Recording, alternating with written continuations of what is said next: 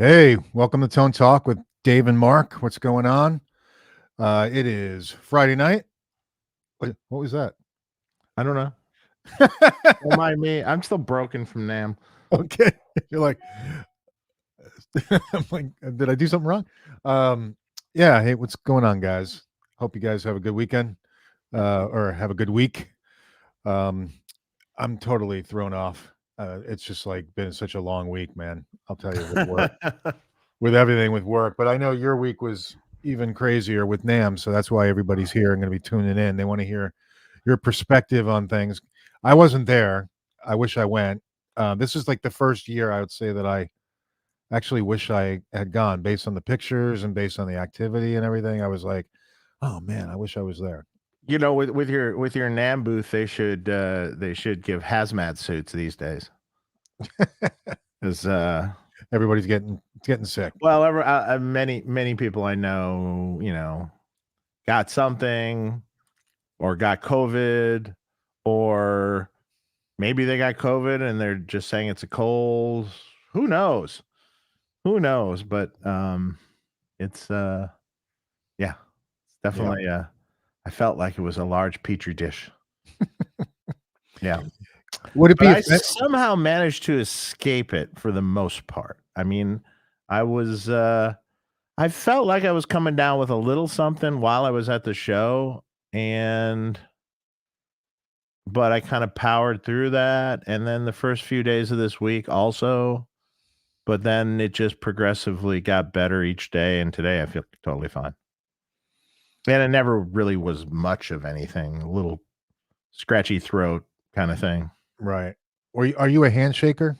Like, do you shake people's hands? I can't. I tried to avoid it, but I couldn't avoid it. And I wash my hands a lot. We're right next to the bathroom, so that's good. But no. I mean, like it doesn't even matter, because that's what I was going to ask. It doesn't matter if you shake hands or not. Everyone fucking takes a picture with you, so you're right up against them, though. Them breathing down your neck, and you're fucked. Yeah. You're fucked. It's proximity. Yeah. So, and it was particularly swamped. It was so busy. It was insane. Was it busy with like back to like how it was pre-COVID? Where I think it was, honestly, at least my feeling in my hall was it was busier than I've ever seen it. And every day but Sunday was as busy as the next. So there was never like an end to it. And it started right off the bat, like crazy. Wow. It's either that or I just haven't done it in enough years to remember. Well, yeah, I mean, it's tough. Like, when you haven't done it in a few years, like the past few years, you would just walk on the floor. Right? Just last year. Yeah. Oh, just last year. Yeah. So, but it's funny because no matter where, there's no break. You know what I mean? Like, unless you're hiding in the office, and you're hiding in the office at the booth, there's no break, because even if you leave the booth, you get the same thing as you were in the booth. It's hard to walk down the aisleways. Right. Well, they recognize you. Yeah. They wear a disguise next year. Yeah, dye your hair black or something. And dye hair black. Wear some black. Fake mustache. Wear a hat. No one will know. Definitely no one. A hat on. Yeah. Oh my God. Beard. I heard that there was a lack of the noise police this year. Like, there was a lot of people playing pretty loud, and no one was really. Seemingly so. I mean, I'm not really necessarily upset with that, but it was exceptionally loud. And we were on one side of us was this thing called Cream Guitars. If anyone went to NAMM, pink mannequins. That's all you need to know. There are all these pink mannequins with like a speaker as a head, a box with a speaker as the face, and holding these kind of bizarre looking, reversed, weird, sparkly guitars. And I mean, it was a big booth, and it was just like intense. It was an intense. It was visually kind of cool for sure, but it was intense. And then on the other side of us was Donner, and Donner had a band half the time that was playing, or Oh, wow. artist, or someone performing right next to us, and the Cream guitars also had someone performing a lot in front, and sometimes both at the same time. So, and on top of people just playing amps and everything else on top of all that. Yeah. I mean, our amps were paled by comparison to even just the general noise floor in the hall. We weren't even like, we couldn't even hear our amps. Amazing. Well, so let's recap. What products did you release at the show? The only product that I released was the vintage line, the Plexi, the first amp in the vintage line. And you're calling it the Plex. The right? Plex. Yep. Mm-hmm. Yep. That was really popular. Yeah. In fact, that's almost all that got played. Really? Yeah. I mean, I guess a few other people listened to a couple other amps, but mostly it was just that amp all the time, or the IRX or something. See, I was taken by surprise that you actually put a master volume on it. Based on previous talks, I thought you weren't going to do that. Well, it's one that when it's all the way up, it's completely entirely out of the chain. So that was fine. That was fine. And I know you said that it's a great master volume anyway. So yeah, it's good. It's good. I mean, I don't think it's perfect, but you can't really have a post-phase master that's perfect. But at least it allows someone to knock it down a little bit if they don't have a power station or something. Right. Yeah. But yeah. So, but honestly, like if you really, really want to use it, great. I would get a power station, crank it into the power station. Then you got a loop for effects. And no, I can't put a loop in it. Yeah, exactly. No, oh my God. No. Oh my God. An absolute no. I have to say, I am shocked at the number of people who are crying about the fact it doesn't have a loop. And I'm like, just buy a different amp. Buy a different amp. Exactly. 100%. Buy a different one of my amps. It's just you can't do it. All your distortion comes from distorting the phase inverter and the power section of the amplifier. Right. You put a loop so in, matter. So realistically, the signal that's going into the power amp is relatively clean. It has a little grit to it, but it's relatively clean. And if you put a delay there, it'd be like putting a delay on your board and putting a DS1 after it on. Was that going to sound good? No, it doesn't sound good. No, of course not. No. It actually doesn't really sound much better than putting it in front of the amp. You may as well just put it in front of the amp. Right. It's just not the kind of thing. If you want to do something like that, take a line out, go into an effect, and then into a power amp and another cab or something, and then you could have a wet dry thing, and it would be great. Well, that's how I would run it. Yeah, I could throw it into my wet dry wet with the and it would sound great. Yeah, it's just not that kind of amp. Yep. This doesn't work, and I'm tired of arguing with people about this. It's yeah. I mean, once you're going to start distorting the power section of the amp, then it's just. Listen, man. I mean, all the clips sounded amazing. So it sounded great. Yeah, it sounded great. Even like quick. I mean, and these were just quick clips, on the show floor, and then like Thomann did a really good one. Andertons did one. Premier Guitar did a brief little thing where actually I was playing a couple chords, and yeah, I saw you play. And then there was some went live with Sammy Bowler, and then there was the clip with Doug Rappaport. So this is tearing it up. If you get people saying stuff like this, well, Metropolis has an FX loop, and that's also an SL68 style amp. Well, SL60. Well, the Metropolis is not the traditional Marshall architecture.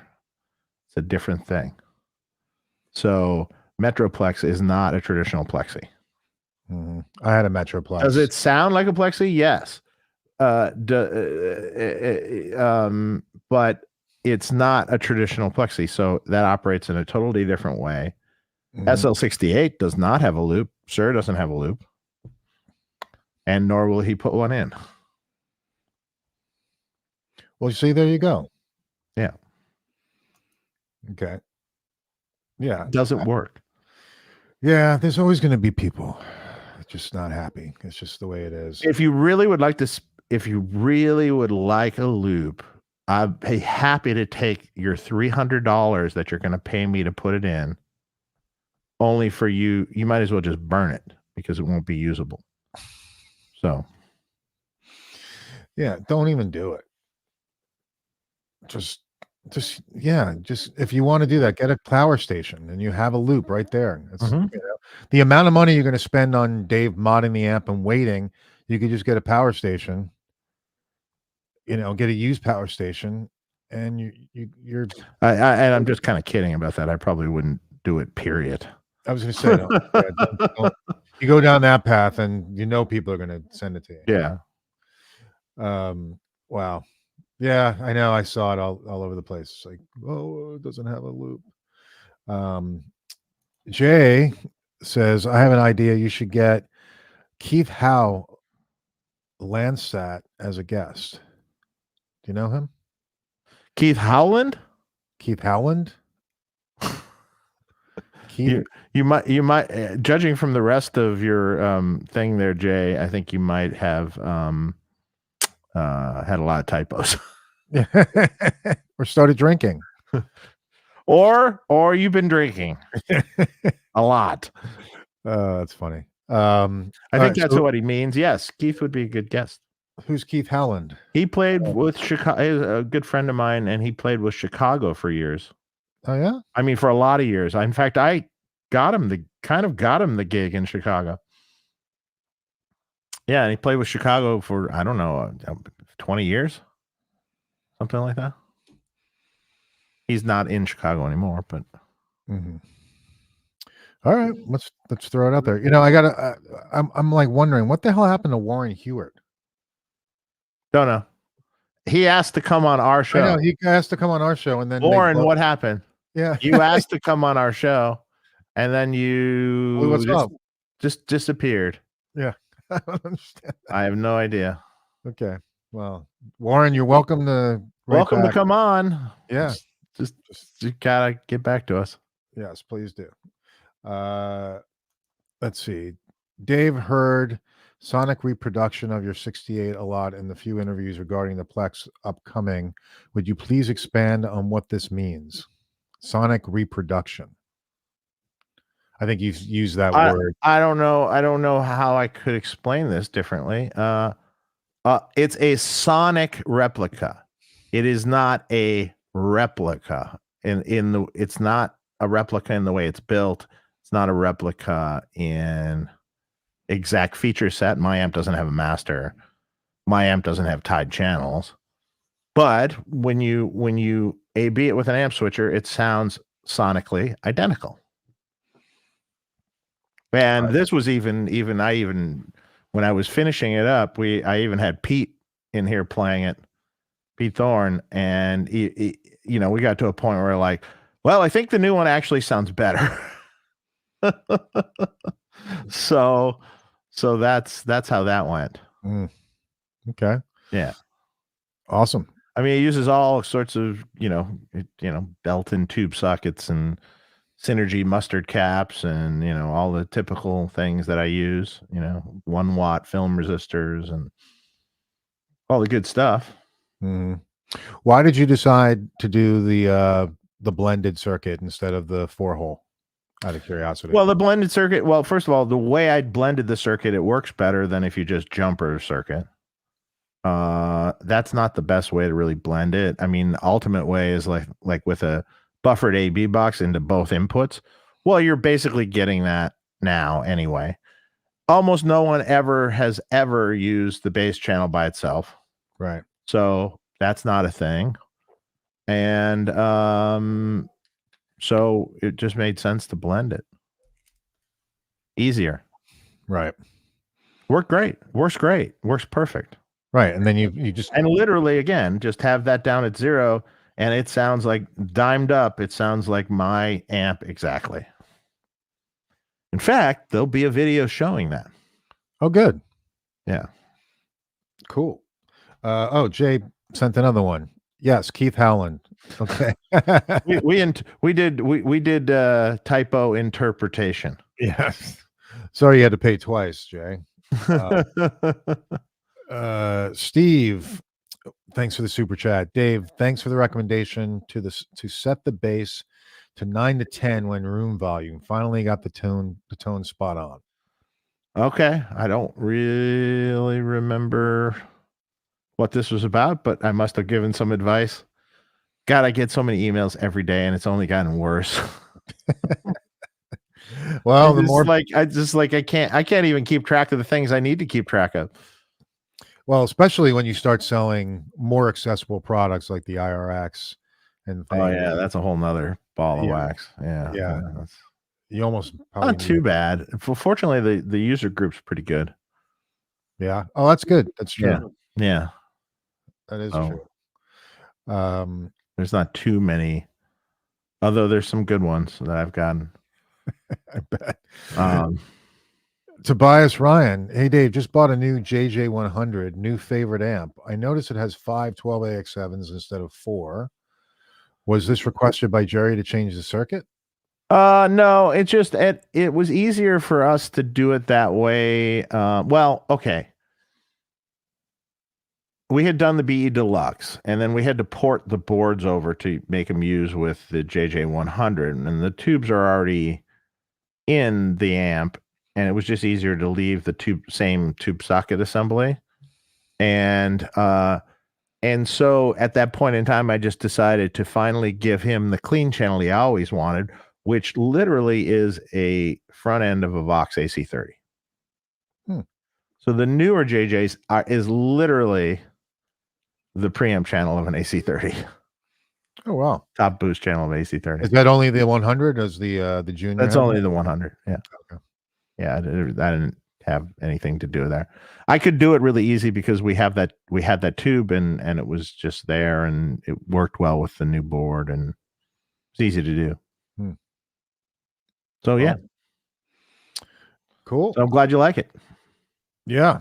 Awesome. Enjoy it. It's a beast of an amp. Jose G, thanks for the super chat. It was great to see Dave and the Plex on YouTube. Looking forward to more from the vintage line. Best wishes to Freeman and Toad Talk in 24. Hey, thank you. Thank you. Appreciate it. Jay Hughes, it turns out your IRX turned out to be a gateway drug, and now I have a BE50 Deluxe coming after trying one. The gateway drug.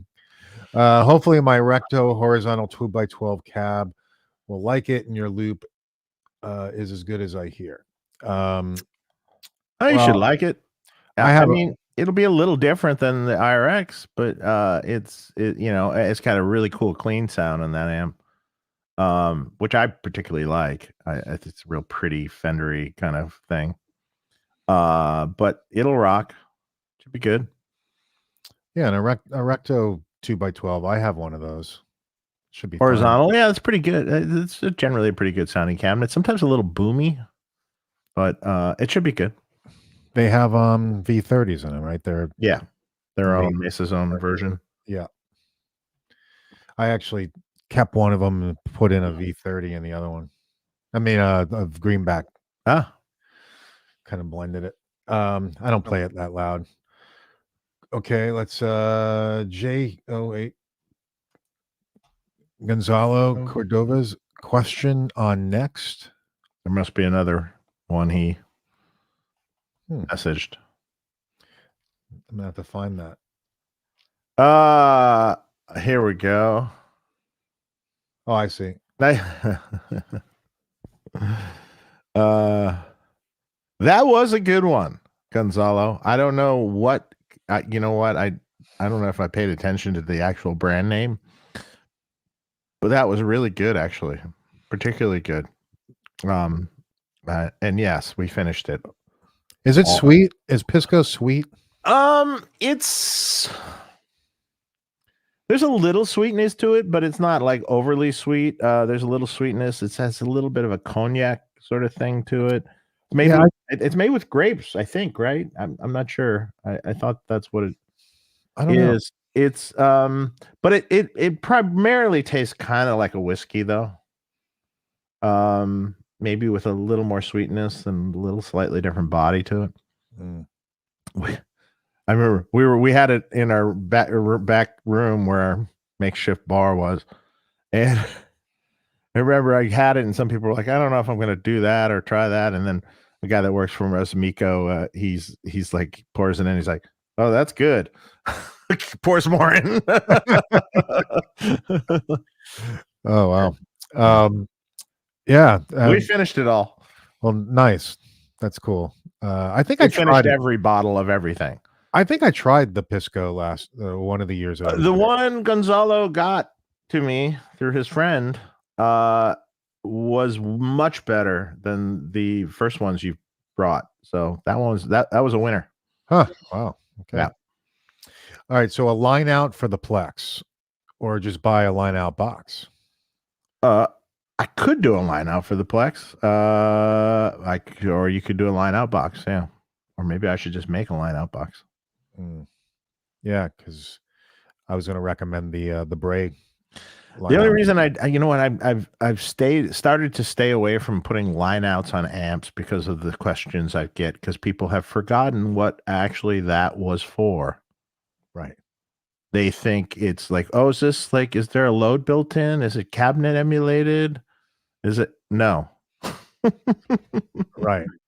No, literally, they've forgotten what it's for. They don't know. It's like a lost thing that used to exist. Right. Yeah.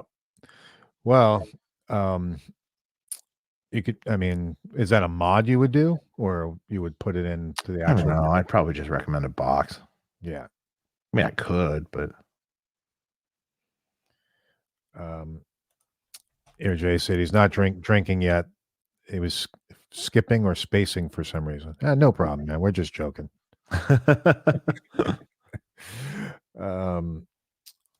Let's see. And then Jay Hughes said, "Sorry for the typos. Little phone eye." Yeah, I know. I understand that. Little phone, old eyes. I understand. Yeah, little phone, old eyes. Big thumbs. Looks like I got big thumbs. Yes, exactly. T-Top, Dave, would you be willing to give a brief walkthrough of how to measure plate voltage when biasing an amp? There seems to be a lot of misinformation out there on the subject. Sure, that's simple. Well, here's the thing. Your plate voltage is going to change depending on what your bias is set at. So yeah, you just simply have all the controls on your amp at 0. Turn the amp on. You don't need a load plugged in or anything. You don't have no signal going through it, so it's fine. You just turn the amp on, let it warm up, and then one side of your meter to ground on the chassis, and the other side of the meter you have to find pin basically the one of the primaries of your output transformer. So on a power tube, that is pin why is it my brain is mush still. Hang on. Literally having a brain meltdown. No problem.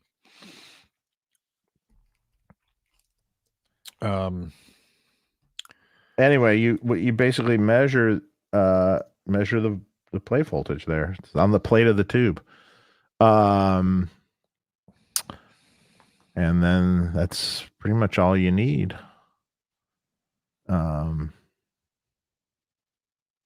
Okay.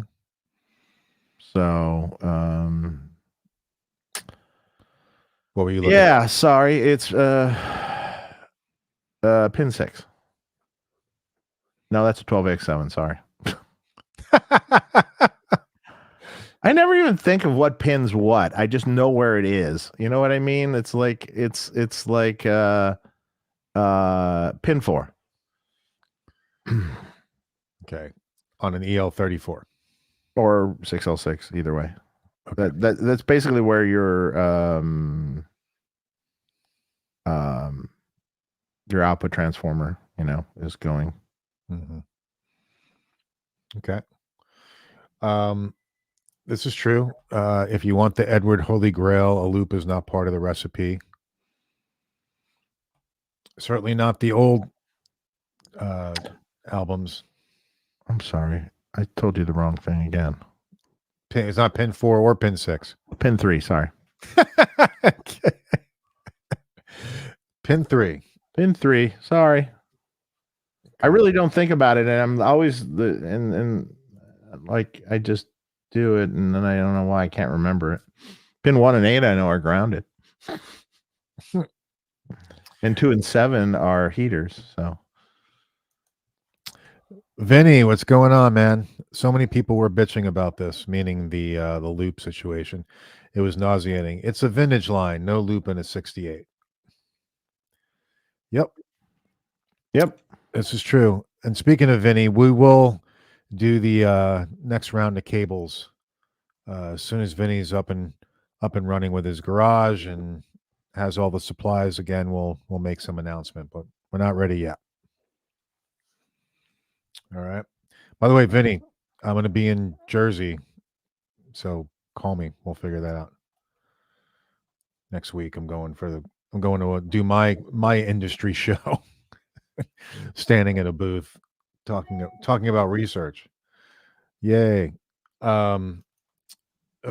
Let's see what we got. I have another question here.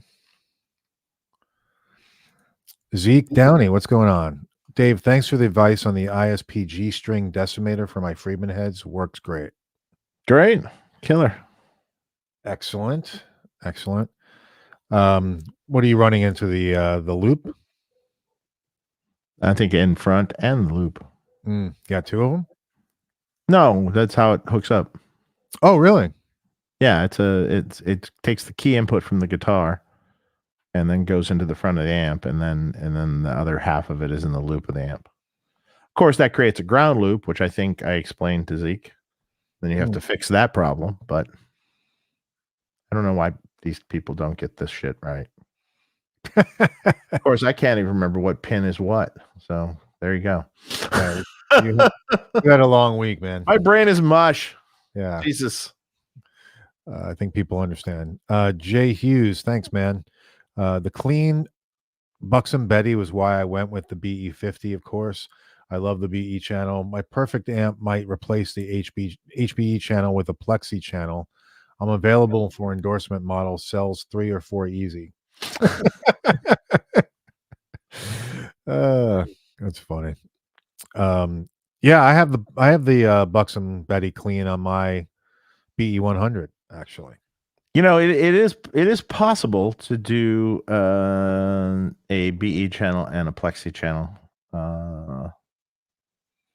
and the clean. It is possible. So that you would basically, I would have to modify it to do it, but it is possible. I think I did it for one other person not too long ago. Okay. Yeah, that's cool. Although I can't remember because I can't remember my name.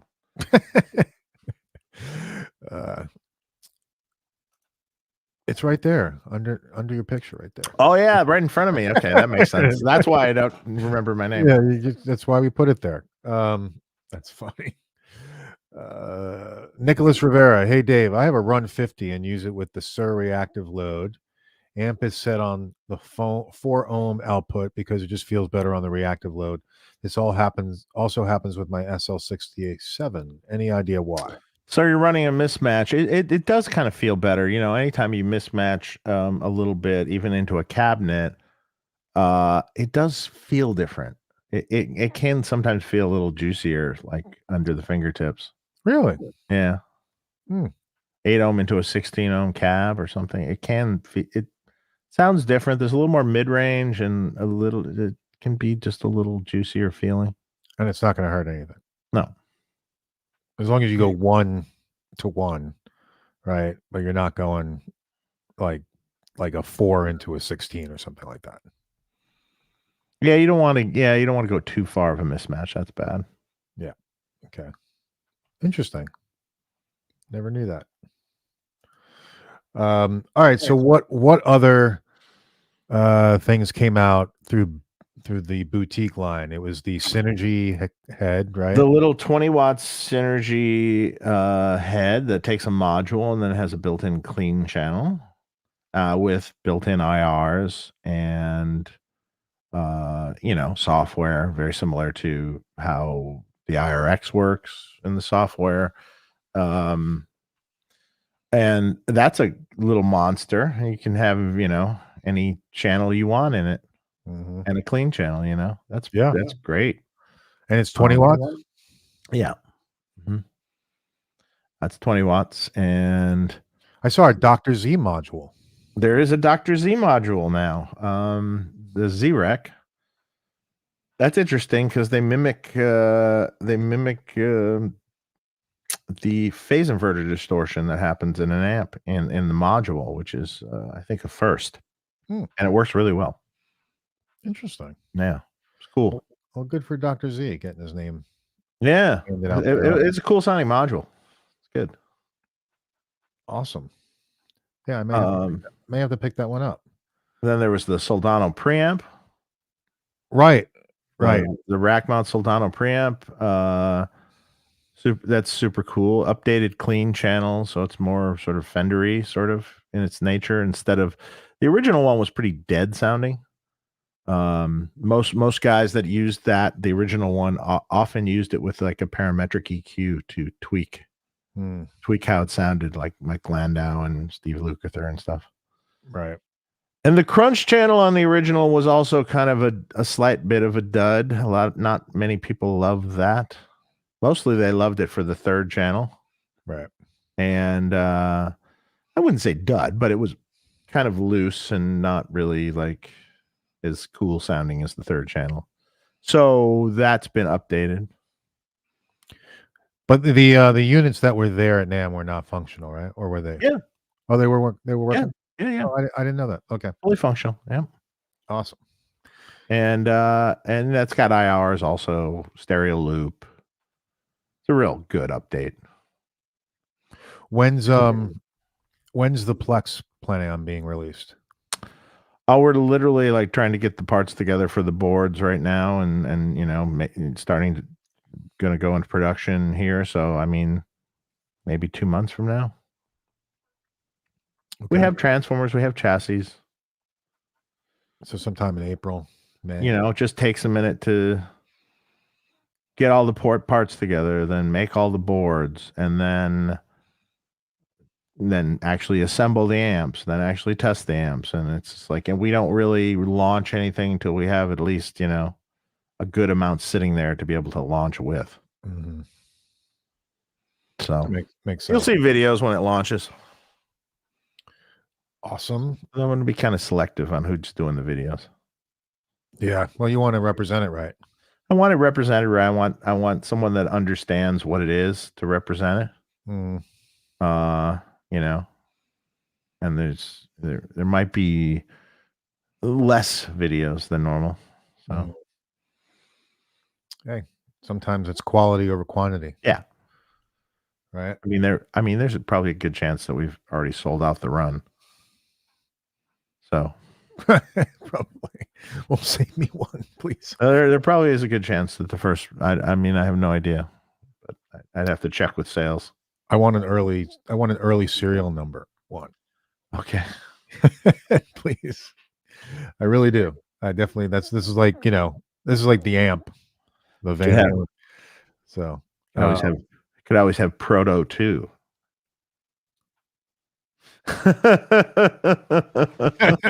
We'll talk offline.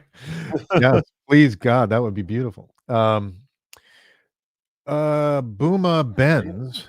Hey guys from New Zealand. Dave, I know you've been working on the Vox type for the vintage line. What else?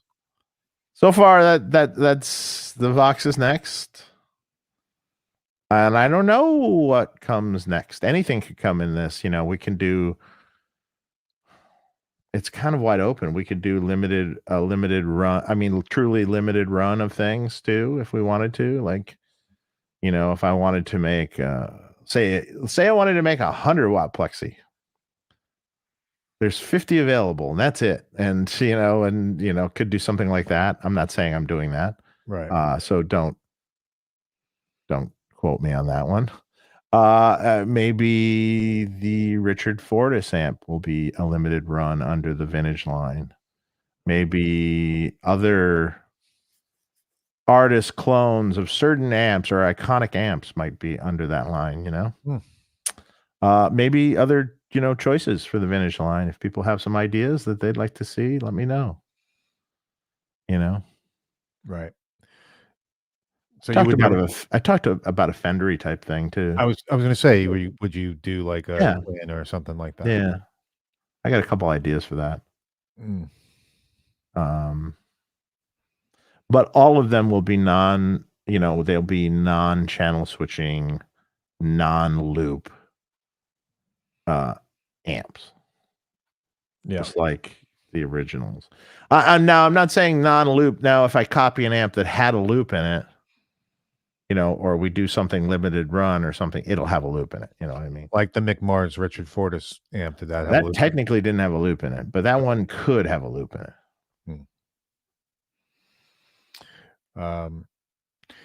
Let's see. Stephen Douglas. Dave, have you listened to the Defiance yet? Thoughts? Yeah, I listened to it. That was cool. What is it? Your band? A band, yeah. Oh, okay. Yeah, I liked it. Cool. Let's see. Is there a new power amp coming out for connection to the IRX this summer? Spartan Pro. I'm working on some little thing. I don't know. I mean, I suppose or a power section. I don't know if you'd call it a power amp necessarily, but we're working on something. Any updates on Iconic Guitars? I was supposed to go over to his suite, and I never was able to get away to do it. So, sorry, Kevin. I meant to. I mean, I watched his video. I felt really bad for that whole situation. It was hard to get over there, so I couldn't really make. He was in the Hilton, and I couldn't make it over. He'll be fine. It's just a bad situation. Yeah, but it's the Iconic Guitars is not closing. It's gonna keep going. Good. Yeah, they make great stuff. They really do, and Kevin's a good guy. So, definitely shitty about that whole BC Rich thing, for sure. For sure. Yeah, it's like what? Randy Price. What's that? I didn't say anything. Oh, I thought you said something. Cheers, guys. Dave, the Plex sounds fucking amazing. Saw Chris Barossi from Thomann's demo, and holy shit, blown away. Definitely would be ordering one. Yeah, it's good. Chris and his buddy that does them with him had nothing but smiles when they were playing. Now, let me ask you a question, because this question is going to come up. Could you get that tone from your BE100? Could you get close to the tone from the BE100? The answer is probably yes. You will not get the feel of it at all. The thing about a plexi is when you smack a chord into this plexi, you can feel it giving and sagging and then springing back. And it's like it just growls. It just has this throaty growl to it, and you can't get that out of a preamp gain amp. You can mimic it pretty fucking close. You can get pretty close, but you can't get that same feel. It just doesn't. Not the same thing. Okay. See, that's a key question. I wanted to know the answer to that. All right. Thanks, Randy. Luke Wilson. Thoughts on the Silver Jubilee circuit and why it isn't more common? It's just kind of a weird circuit that Marshall came up with out of the blue that had nothing based on nothing they had ever done, and it has clipping diodes in it, and it's sort of an oddball. It's good at one sort of thing, I think, and it's not like super gain at all. It's just kind of a good rock crunchy sound. But definitely, and it needs volume. It needs some volume to it. It doesn't sound really good low. Yeah, that's You true. need to push it a little bit and at like a medium gain, and then it can sound really good. So I mean, I guess it's not everyone's favorite. Yeah. That's why it's not more common. Yeah, but I mean, they've been used by a lot of greats for sure. I think Slash used to use them. Now he's Yeah. on Magnetone. That was a big one of the big amps that released there at NAMM. Here's the weird thing about that. So I finally I saw it there. I passed by it. I saw it, and the thing is though I didn't really hear. I finally heard, I think, Lee Anderton or something play it, but I didn't hear any other demos of it. Me either. That's the only one. And what still perplexes me is why there's no official video yet. Right. It boggles my mind. Like, how do you do that? Don't you want to let people know how it sounds? I mean, I don't. It's strange. I just find it a little odd. Mm-hmm. What's the price going to be for the Plex? I think it's $27.99. That's very fair. Well, it's right in line with some of our other amps, and I mean, it's pretty much, you can't. If people think it's expensive, then I'd like you to come and see the payroll and the insurance costs and the dealer marks and everything else, because it's not.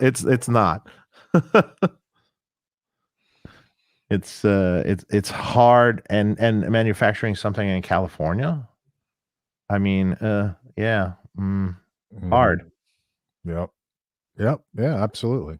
I mean, the average, it's not minimum wage people making it. It's like more skilled than that. And our minimum wage is pretty high, and they don't want minimum wage; they want higher than minimum wage. So, yeah, it's costs a lot. It costs. Everything's. Yeah. It's just crazy. Yeah, I know. Well, it's not. It's so, like, if you're a small company, and I've said this before, if you're a small company making something out of your garage and selling it direct, that's one thing,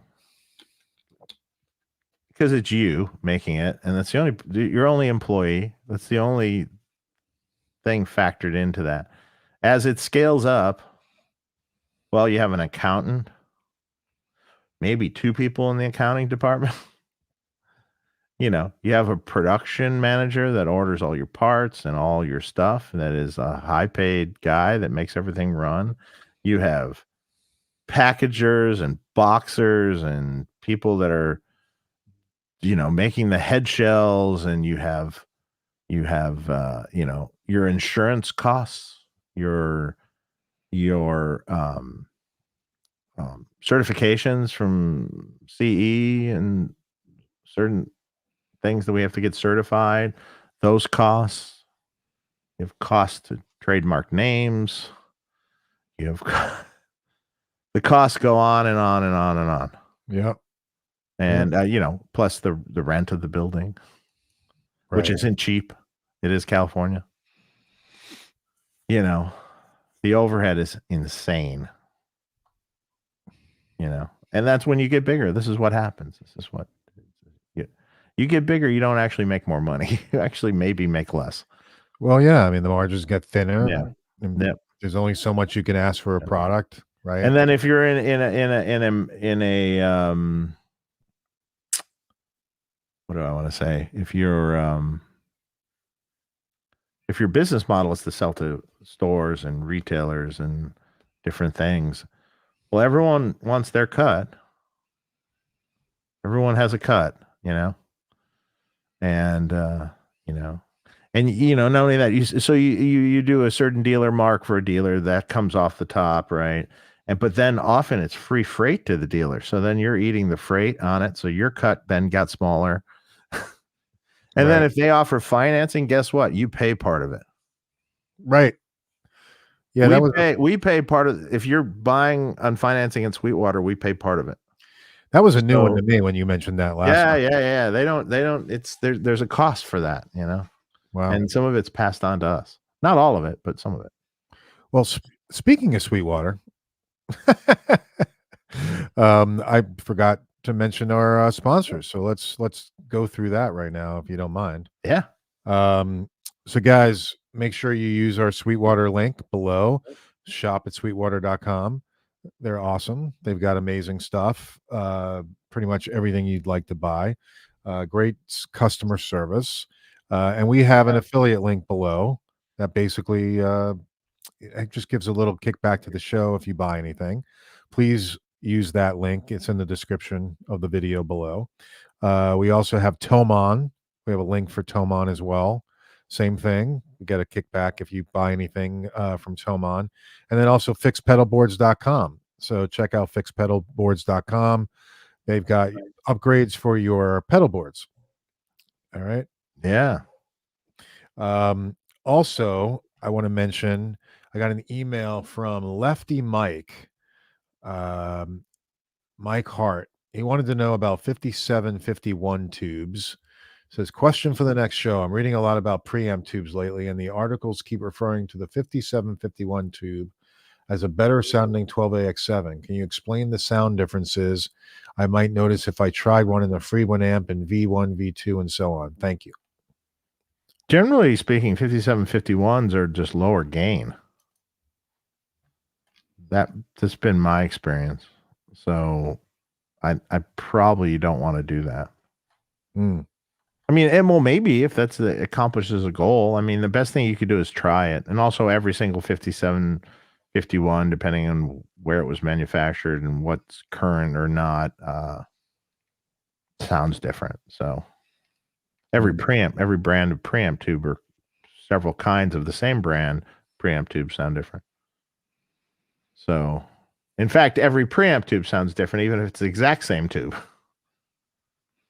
If you sit there and you could take 10, let's say JJ12AX7s, and you can sit there and with all 10 and put them in the first slot of your amp, and you're going to find one you like better than the other. For sure. Yeah. I mean, it's just slight gain differences, variances between each half. Yeah, basically that's probably the most of it. Don't ask Clem Fricker that. Well, tubes don't make a difference. Tubes don't make it. Sorry, I had to say it. Now, we have a question about the Naked. Is there any update on the Naked? No update. No. It'll be when it be. Okay. Billy Howardale is an upcoming guest, and I have listened to A Perfect Circle. I haven't listened to a lot, but I did turn it on. So, yeah, great. We haven't reached out to Billy. No, but I can do it anytime. This is an interesting question. If Angus Young and Jimmy Page used the Friedman small box, where would they set their gain on the BE channel? Oh my God, Angus would have it really low. He'd use the other channel. I mean, the honestly, the Plexi channel with the gain. Okay, so people have asked about this too. What's the difference between the Plexi channel and the new amp? The new Plex. And here's the thing: the Plexi channel of the small box is literally a preamp section of a Plexi. It is literally verbatim that. It's that you're just not driving the power section to get the distortion. It has a master. So what you are getting is some distortion. It's about equivalent in tone to say taking an old 4-input amp and turning everything around 5 or 6.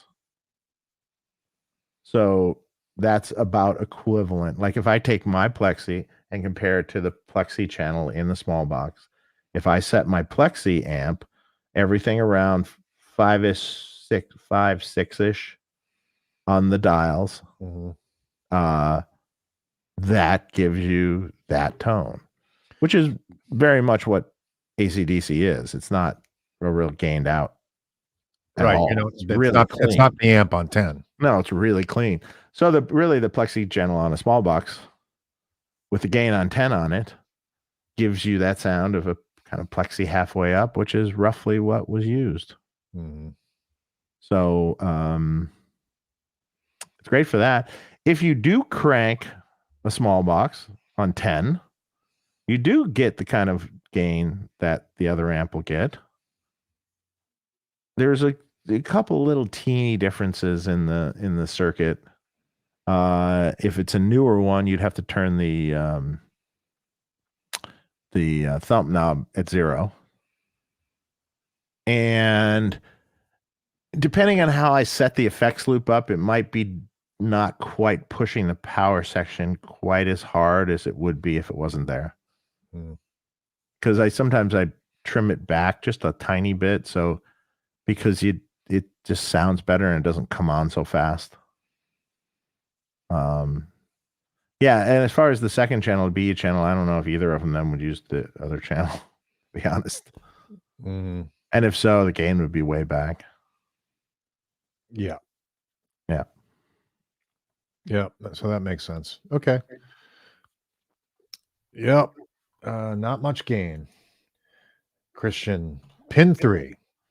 It's got to be one. It was pin 3. Sorry, I was having a mental breakdown at that moment. Couldn't think. I'm like thinking. I was busy today doing some stuff with a bunch of preamp section pins and things, and I'm like everything was convoluted in my head. Burned out is what I am. Burnt out. Fender 1960 CS. Hey Mark, are you excited about the SA-126 release or the release of the Stripe Wolfgang, or the re-release of the Stripe Go? Yes. I saw the video with Wolfgang on the SA-126. Looks cool. It's a cool guitar. I've played it. Yeah, Great. It looks super cool. I didn't see any lefty options, unfortunately. We'll see. And the same thing, if they came out with a lefty Stripe Wolfgang, I would grab it. They just haven't done it. Didn't they just come out with the Circles guitar again? Too? Yeah. But in satin this time instead of fucking shiny. Oh, really? I didn't know that. Yeah. That was part of the that bugged me. That really bugged me on those early ones.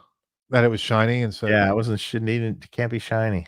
Right. And, I always kind of wanted one because I always liked that guitar, but I'm like, I don't need a striped guitar. It's not really my thing. But the Circles guitar I kind of liked and kind of wanted, but the shine killed me. Didn't do it. So now you can get one. I don't need it. And then I think they came out with the Shark again. Is that right? I think so, or something. Yeah. Maybe I'm wrong. Yeah, but the SA-126 looks super cool. Do I need it? No, but it would be cool to, I'd pick one up if they had a lefty version of it. Yeah. I saw at NAMM, I ran into actually I hunted him down. A friend of mine walks up and I knew Adrian Vandenberg was at the show. Yeah, I saw him there. Yeah. And a friend of mine walked up and that I know, and he just said, "Oh yeah, I just saw Adrian Vandenberg over there." I go, "Where?" Because I actually went up to Peavy for a minute to see if he was there. He wasn't there. And he goes, "Oh, he just went down that way." And like me, we're looking, we're running through the hall trying to figure out where he went. I finally tracked him down. And I said hi, and he goes, "Oh, where's your booth?" And he came over to the booth for a little bit. Cool. Very sweet Yeah, guy. he's a super nice guy. Super nice guy. I showed him the IRX. He was interested in that. And yeah, it was good. And then I did go up and see his re-release of his Vandenberg guitars. Yeah, how they look? You know what? They looked really good. I mean, they were really well made. They looked really nice. Actually, the finishes they had were really cool. They looked beautiful. Actually, I mean, like it looked like really well done guitar. Yeah, that's great. Yeah, good Yeah. for him. Yeah, they were cool designs. They were interesting. I remember years ago there was one at Andy Brower Studio Rentals when I was a kid there, and I remember that guitar sounding really good. What I remember of it.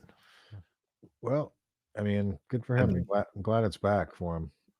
Yeah. Let's see. I think this is where I left off. Mr. Anderson, the IRX Plexi channel is money into the Run 20 effects return. So good, I had to get the matching 1x12 cab from Sweetwater. Link below. Yes, link below. I guess Thank you. I am just a drug dealer. Yes. It's the entry gateway. The gateway drug. So many. It's funny. So many. It's interesting. Like you do the little product, like even like a BE Mini or something, right? You do that, and they're like, "Well, that was pretty cool. I wonder what is like. I gotta get. Oh, I should get one of the 20-watt amps." Right. Then they graduate to that, and then they're like, "Oh, I gotta get the 50-watt." That keeps going, and before you know it, they have B100 Deluxe. Yep. The chain. Yeah, or they keep them all. Depends on how much disposable income they have. Right. And yeah, it's a disease apparently. It is. And then they start their own YouTube channel. That's what happens. There we go. They fill up their room with amps and they do a YouTube channel. Roger Dat. Happy Aloha Friday, gents. Sorry I got on late if this was already brought up. NAMM Thomann Plex demo is epic. Congrats on another masterpiece, Dave. Yeah, we did discuss that, but no problem. Yeah, it was a great video. They did a great job.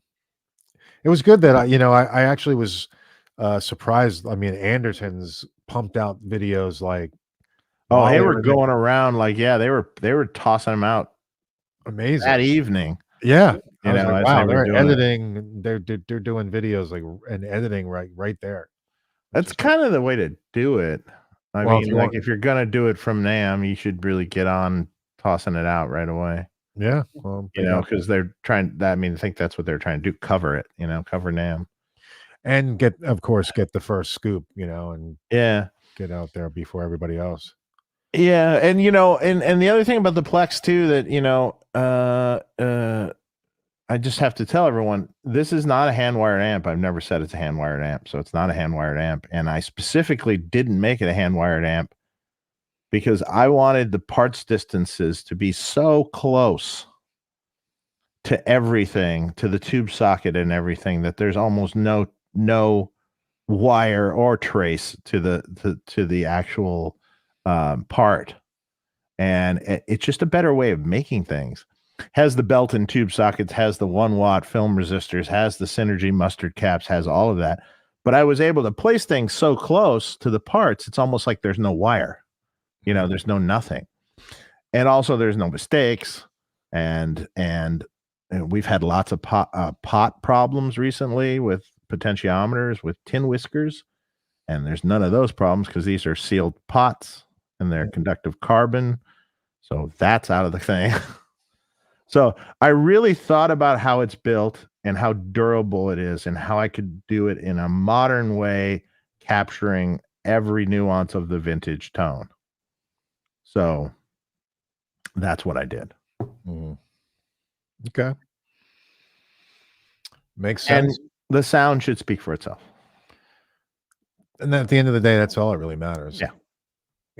And of course, it kind of is it quality, it's it's quality. Yeah. Yeah. Spencer Stevens, Dave, what details can you share about your upcoming McMars 100-watt head?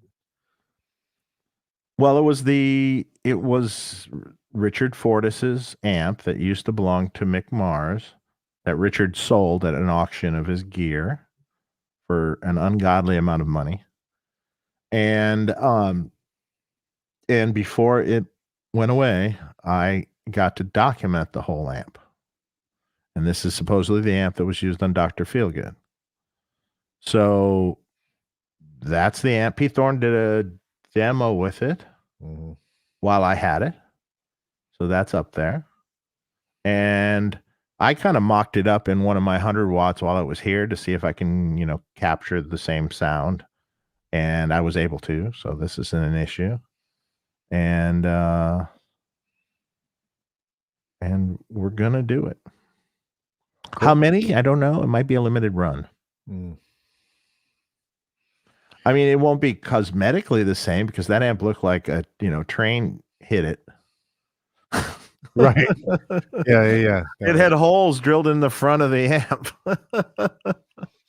Right. So it won't be a cosmetic a replica, but it will be a sonic replica.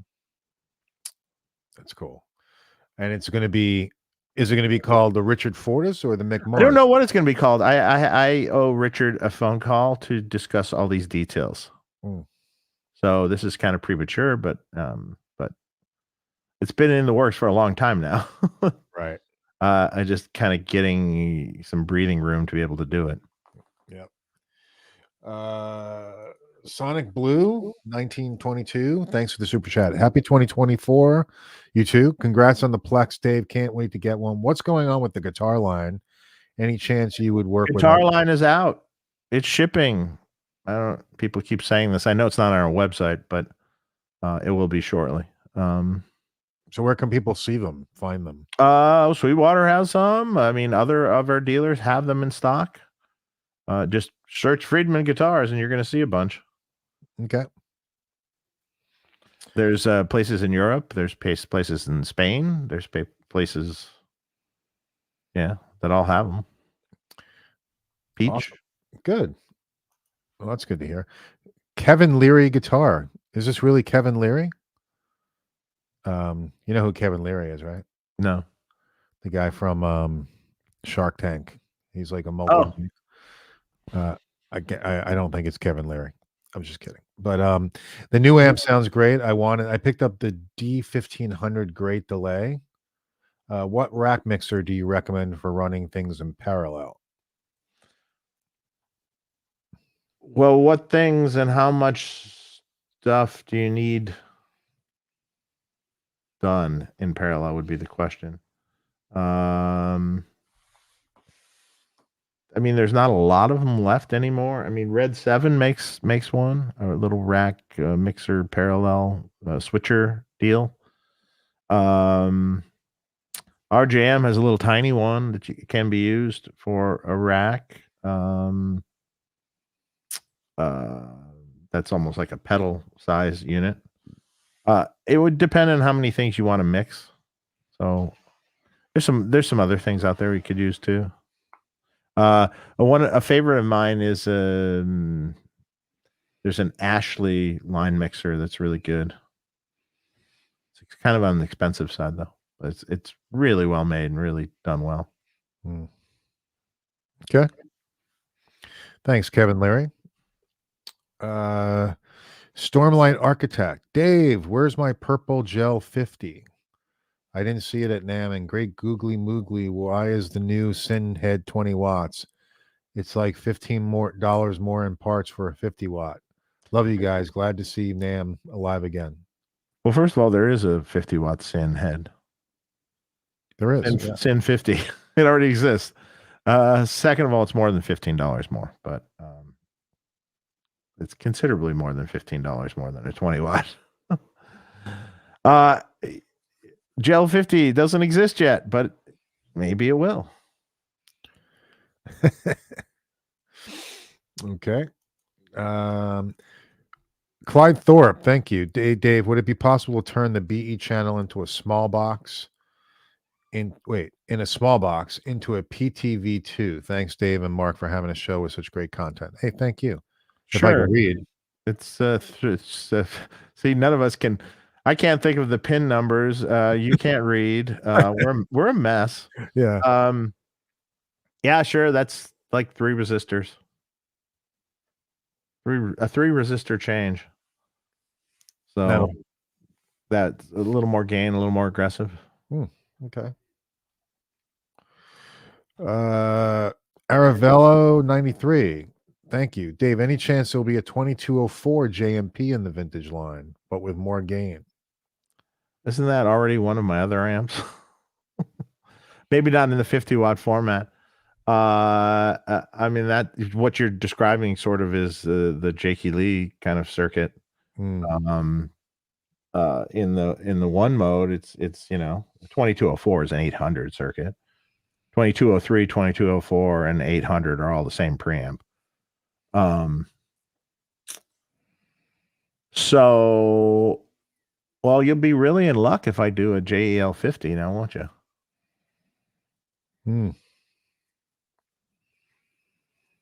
Because that's what you're describing.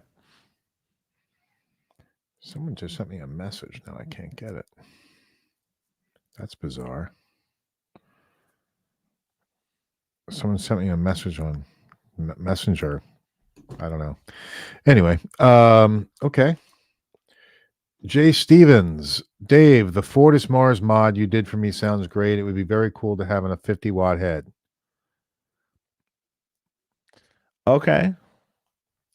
What Fortis Mars mod did you do for him? Do you know? I did a Jose on something. Was that is it a 20 watt I did it on? I don't know what I did it. I don't remember. I can't remember anything. Oh, that was the other thing.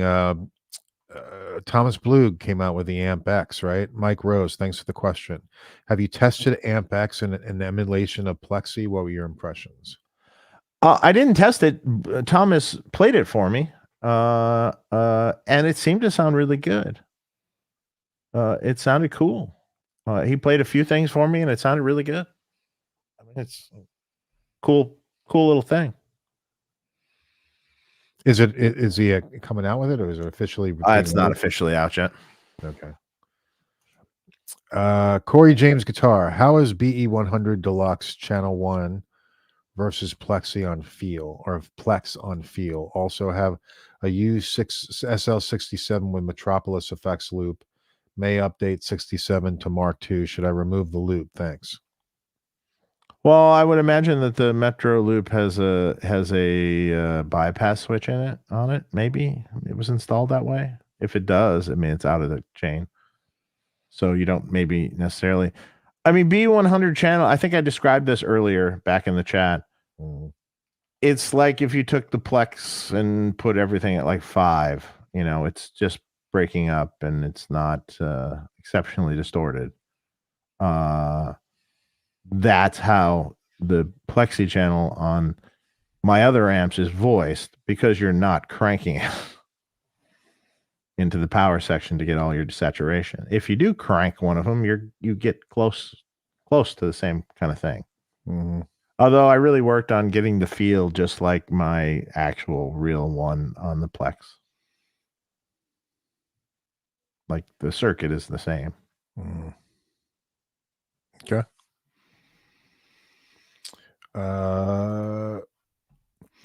Dan the Gib, thanks for the super chat. Dave, do you know if the new if the X88 IR has a bunch of 12AX7s like the OG? Is it more like Synergy? Slow preamp. It has less than the old ones because you didn't need all the ones of the old ones. That makes sense. The old one had like 2 cathode followers, and it had excessive number of tubes where you didn't have to have that many tubes. With more modern switching capability, you don't need all that. It's the same kind of circuit, same circuit signal path and stuff. Okay.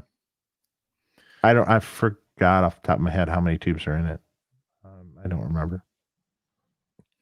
You're not missing anything, is what I'm saying. Okay. Serpent Apple Music. Sorry, I don't see your question. I'll look for it, but didn't see it.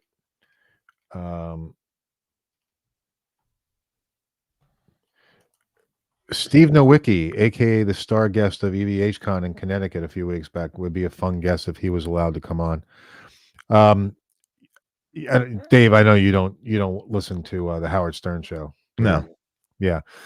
So I'm a big fan of the Stern show. So I in previous years I've gone to the EVHCon, which is in a buddy of mine, Joe Suma. He runs a music store. He owns a music store in Greenwich, Connecticut called Greenwich Music. And every year he does EVHCon. Right. And they set up a band. Mm-hmm. And they have guys come out and play Van Halen tunes, and Right. And it's great, and everybody brings their replica guitars and everything. So Steve Nowicki is a guy who works for the Stern Show, and he's a huge Van Halen builder of Van Halen guitars and blah, blah, blah, like him. So he went out there and played with the band, and it was actually featured on the Stern Show. They were talking about it the other day. Cool. Which was, it was pretty cool. It was cool. And Gary Baba Booey from the Stern Show was there, and they were videoing it and everything. So yeah, Steve's a cool guy. I mean, I don't know what we would really talk about besides just the Van Halen stuff, but yeah, nice guy. Seems like a good player too, for sure. I wish I could have been there. I was traveling during that week, so. Did you hear the Jim Gostad's 1984? I have not. I have not listened to it. It's good. Really good. Yeah? Yeah. It's really good. Yeah, he updated his amp too. Yeah, he changed the transformer. More transformers and stuff. Yeah. He is into it, man. Oh yeah, and he does it well. Yeah, he does. Yeah. He does. He's great. Yeah, I'm sure he would. There's a lot of guys that are in the Van Halen circle that I'd love to see at the EVHCon. I'd like to see it take off. It's a great idea. They should have a West Coast EVHCon. So, Ben Eller has been playing an Iconic for a while and says it's awesome. Cannot put it down. Yeah, I've heard that they're Iconic makes great guitars. There's no doubt about it. Kevin's a cool guy. Yep. Okay. Just wanted to ask Asheville guy. Just wanted to ask why the Plexi doesn't have. I'm just kidding. My first grade amp in 1990 was a 73 Super Lead for $400. It responds differently, and to me sounds better than amps with preamp focus. Exposes all your weaknesses. This is true. I mean, there's less gain. There's less. It's more in your face. There's less gain. There's more response. It's more punchy, and you have to play it loud, which just adds to that. And it's just better. I think that's my favorite way. Okay. Jimmy Mack, Dave, is there a good way to twist the knobs on a JMP 2204 to get dime super lead tones, low input and dime master, cut out the bright cap? No, actually just crank the master to 10 and then put the gain around 6. And then EQ to taste, kind of, because it's a little different than a Plexi, but that'll get you a good cranked up Plexi sound. That's essentially that's what Warren DeMartini's amp is, essentially. He just runs a master on 10. Interesting. Okay. But all of a sudden, all this gain comes in, and then it gets really good. And the bright cap that's on the volume is useful because it tightens it up a little bit. So you still will probably have the bass on the lower side with that kind of circuit. But if you have it back enough where the bright cap is working in such a way where it's kind of, it's shelving out the low end and works good. I mean, it's not a Plexi exactly, but it's cool. Well, it's a good way to make it sound good. Yeah. Of course, you might need a power station then. Yeah, definitely. It's going to be loud as fuck. UB. Thank you. Hey Dave, when do you think the Plex will be available in Germany? And do you know the Plexi from Solo Dallas SD50? And if so, what do you think of it? I do. I think those were made by I think those are made for him by Dan Tramble, if I recall, and I think that was kind of a replica of a Black Flag 50, which is a little bit different. It has a tube rectifier, and it's like a little kind of a hybrid between a JTM 45 and a 50, sort of. It would sort of be the Angus amp or whatever. Hmm. When is it going to be available in Germany? Probably a little later than it's going to be available here. But we're working on them. Okay. The parts were being gathered, and we're going to get the boards made. I mean, we have the parts. We just got to gather the parts to make the boards and then populate the chassis and all that. Right. Okay. Daniel Martin, thanks for the super chat. I don't see your question. I'll look for it if I see it. Raza amplification. Can we get a moment of silence for Wayne Kramer? Dave, were you or are you into MC5? Rest in peace, Wayne. Yeah, I saw Wayne passed away. The funny thing is we were trying to get Wayne Kramer on at one point in time. We had his number and everything. Did we? I forgot. Yeah. Unfortunately, we didn't make it. Well, now he can't come on. He didn't make it. Can't come on now. Yeah, that won't work. Unless we're going to have a very interesting show with a ghost. We could just play his music. Yeah. No, MC5 was great, man. They were awesome. I liked it. Yeah. Sad. Yeah. Carl Weathers died too today. Yes. I was just about to say. So that's Carl 2. Weathers. Where's the third? Yeah, there's got to be one more. Third one coming. Apollo Creed, man. Yeah. Yeah. He was great. That guy, when I was growing up, it was like, Jesus. He was built like a brick shit house. He was huge. And Rocky, I mean, the guy was just massive. L. Scott Music says he's late, but he was in the studio. All right, you're excused, man. You got your excuse. No worries. I guess. I wanted to buy the latest Vandenberg, but whoever mastered the CD is the same person who mastered Def Magnetic, and it sounds awful. Really? Oh, that's too bad. Well, Mario will work for amps. That's basically what I did. As I have 2 of his amps here. Oh yeah, and he's talking about the Plexi, and I told you this job gonna have to run out of room at your house. It's true. Look at my room. Yeah. Let's see. Hopefully you have more room than Mark has. Yeah, I don't have a lot of room. You don't have a lot of room. How close is the Plex to the EVH Holy Grail head? It's got that sound. I mean, it's different amp because it's not 100 watt. It's not exactly, but it has that sound. Mm-hmm. I mean, if you had to say what sound does it do, it does that sound in spades. Find the Doug Rappaport clip out there. That was, I mean, granted, it was on an iPhone and from the show, but it's still, you could hear it had that sound. It definitely has a sound. No, Grover's not making guitars with Friedman anymore, right? Not for a few years. Yeah. Or 3 years, maybe even now. Yeah, that's what I was saying. Kevin Leary has a is it O'Leary? Has a ridiculous guitar collection. He does. And a watch collection. When the guy has a ridiculous bank account too. If it was that Kevin Leary, then I think his super chat would be a bit more. That's fun. Okay.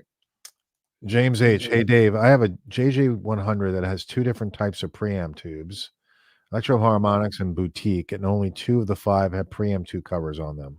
Why is that? We only put preamp tube covers in the very first 2 slot tubes that tend to pick up noise the most. The boutique tubes are PS Vane Chinese 12AX7s, which I like the sound of. We used to use Shugang 12AX7s in there, and we used to use JJs in the first slot. The EHs were just kind of left over that we had for the first slots, low microphonics. Currently, we do 2 JJs in the first 2 slots and the boutique tubes in the rest of the slots. But the good news is at NAMM, I was talking to the guys with TAD, and the Shugang tubes are coming back for real. They actually have the 12AX7s right now. Oh, nice. Yeah. They said they're ever so, I haven't got a sample of them yet, but they said they're ever so slightly different, but but it's the same. It looks like the same tube. So I can't confirm this until I get some, which I'll be getting some. Well, that's good news. Yeah. Dave Saka. Dave, I remember you once mentioned the HSFX and H9 make a noise when run into the front of some amps. Do you know if the Ampero Stomp will also do that?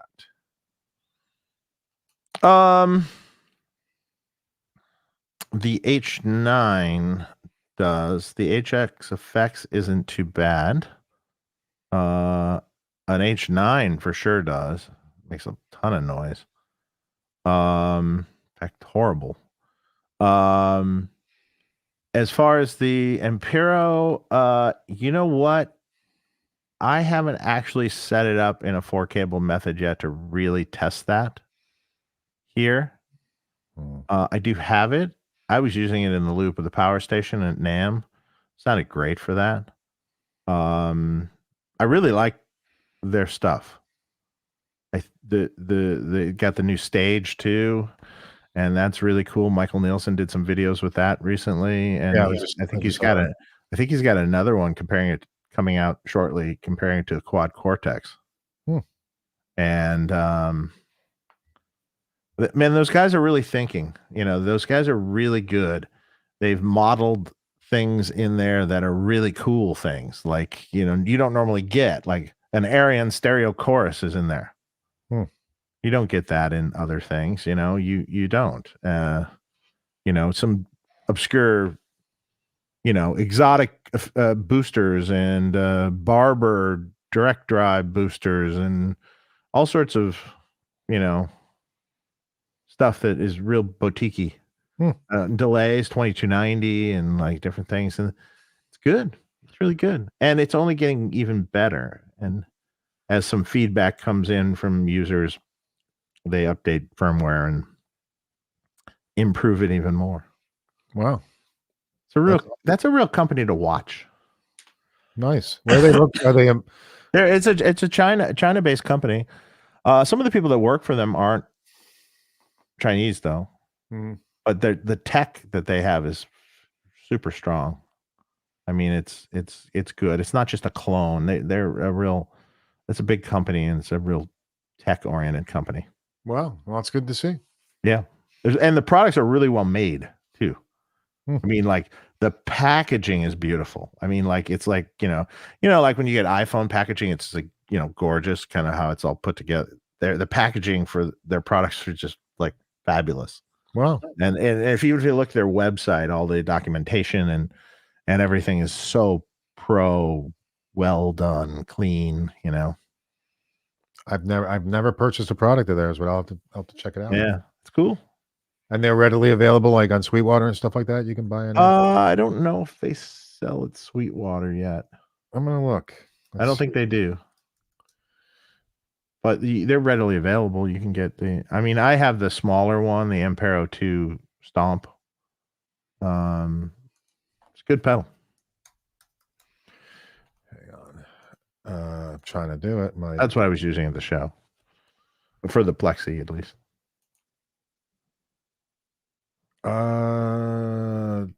Yeah. Oh yeah, that's someone that Doug Thacker said the new George Lynch guitar looks cool. I did. I went up to ESP and I looked around ESP. They had a bunch of beautiful guitars in there, but then George Lynch guitar actually did look really cool in person. Yeah, it's beautiful. Yeah, I didn't see Ampere. Oh, at Sweetwater. They don't have it yet. No, they don't have it. Did we stop drinking on the show? I missed a few episodes. No, we drank on it. I've stopped for a while. I'm I don't want anything after NAMM. yeah, and I've got a blood test coming up again for my thing, so I just want to make sure that I don't touch any alcohol until I get that done, and then I'll figure it out if I can drink after that. So, so no drinking right now. So, question to punish Dave: when the Donner booth wasn't blasting you with a full band, did you hear their new Jack White triple pedal? Greetings from London. I didn't hear it. I saw it. I didn't pay much attention to it, but I saw it. So I don't. No, I didn't. Kind of an odd pairing with Donner, but cool. Wasn't he working with Game Changer? For a while? Yeah, they were there too, showing all their pedals too. Oh, okay. So yeah, and still is. I can't let this go by. Fla fla fla fla fla flow high. You know what that is? No. it's from the Stern Show. That's what they call Baba Booey. And then they'll be like fla fla flow high. All kinds of different names for Baba Booey. I mean, sometimes it's funny because I do this show, and Howard was such a big influence on me as just growing up listening to Howard. Like sometimes like I'm not obviously not funny, but just the fact that I do this, I would pay kudos to Howard because I love Howard Stern. He was awesome. Yeah. Big. I mean, he had rock bands on. I love it. Sure. I used to watch it a little bit. I mean, or listen to it a little bit back in the, Yep. Yep. It's a different show than it used to be. Yeah. Let's see. Oh, thank you very much for putting some Freeman guitars at Drummondville Musique in Quebec. Really appreciate it, and thank you for the show. Oh, good to hear. Great. See? They're out in the wild. That's good. Damn, didn't know that. So did Apollo Creed. Yeah, Apollo Creed. And Wayne. Yes, we said Wayne Kramer passed away as well. Let's see. Explain the differences between an amp with a loop and without.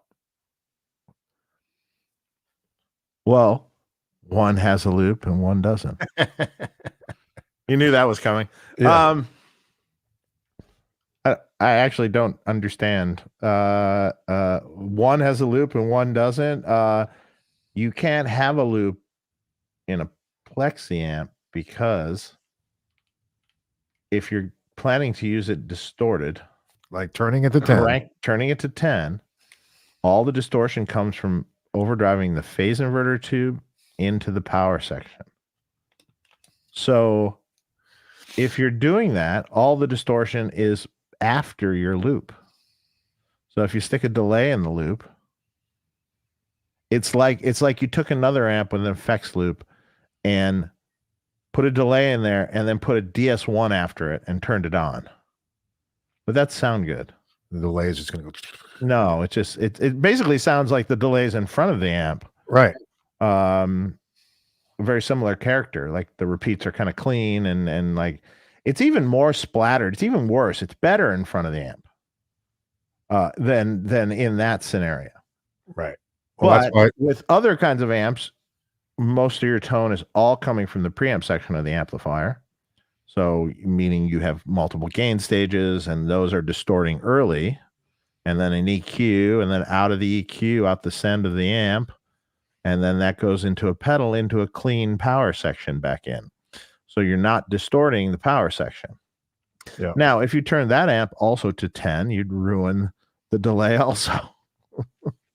Right. So I hope that makes it clear enough.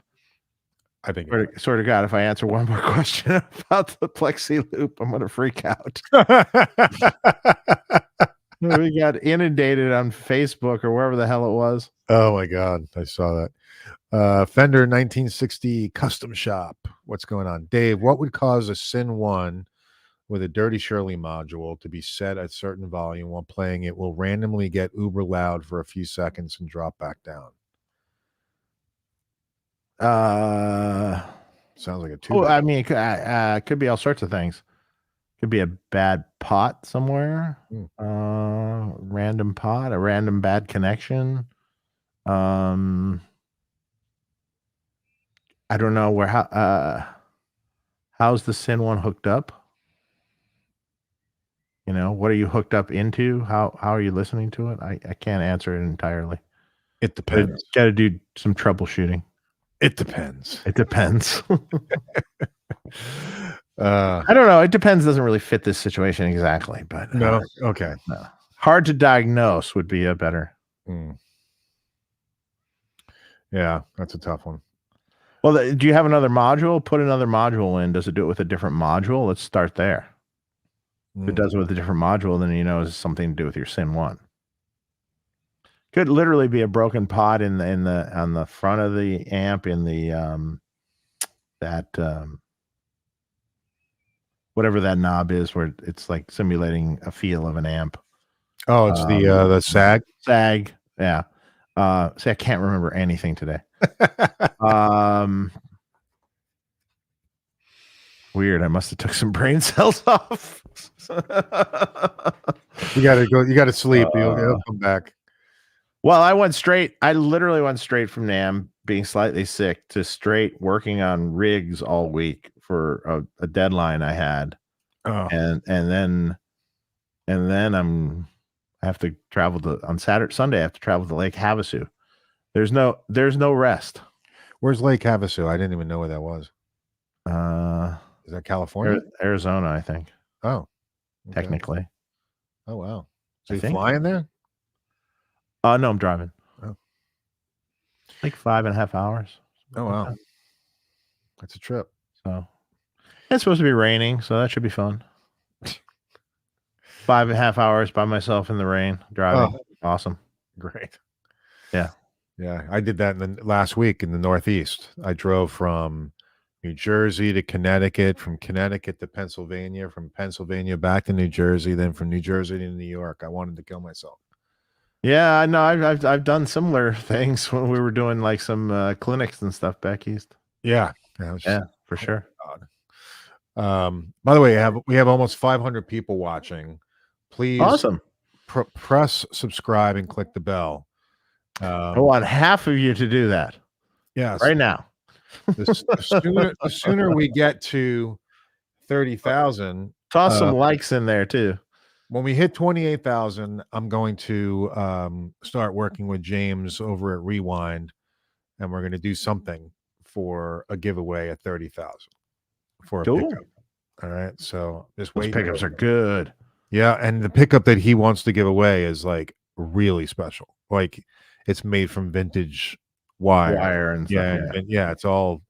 He said it's like a $1,700 pickup. So, you know. So yeah, guys, press subscribe. We're going to give some stuff away. Click the bell. Again, check out Sweetwater in the link we provide. Check out fixpedalboards.com, and we'll get back to it. Okay. So what other things came out at NAMM that were pretty cool? I saw the Benson Echo Rec finally was there, and that looked pretty cool. Did you see that? I think I saw a picture of it. I didn't see it myself. It was a video. Oh, Mike Torrin got one. Mike Torrin bought one. Well, of course. Yeah. And it looks super cool. He got it in like this awesome box, and yeah, it looks it's a very cool product. Oh, you know what? I want to give a shout out to Keeley. They came out with a great pedal called the Muse Drive. Oh yeah. With Andy, he's killing it. He keeps coming out with these cool pedals. It's a great pedal. I was running it. I have it on my board, running it into the clean channel of the BE100. Oh, cool! And it sounds great. Awesome. Really, yeah, it's a very, very cool pedal. So shout out to Robert with his stuff. Good stuff. Keeley is just killing it. He really is, like you said. Murray guitar pickups. Good day, fellas. I'm really impressed with the new vintage style amp, Dave. I you know what? I find it refreshing that everyone's really enthused with this vintage style amp because it's so simple.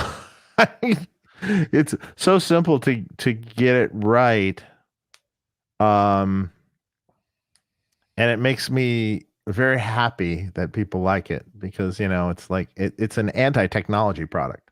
Right. It's a total anti-technology product.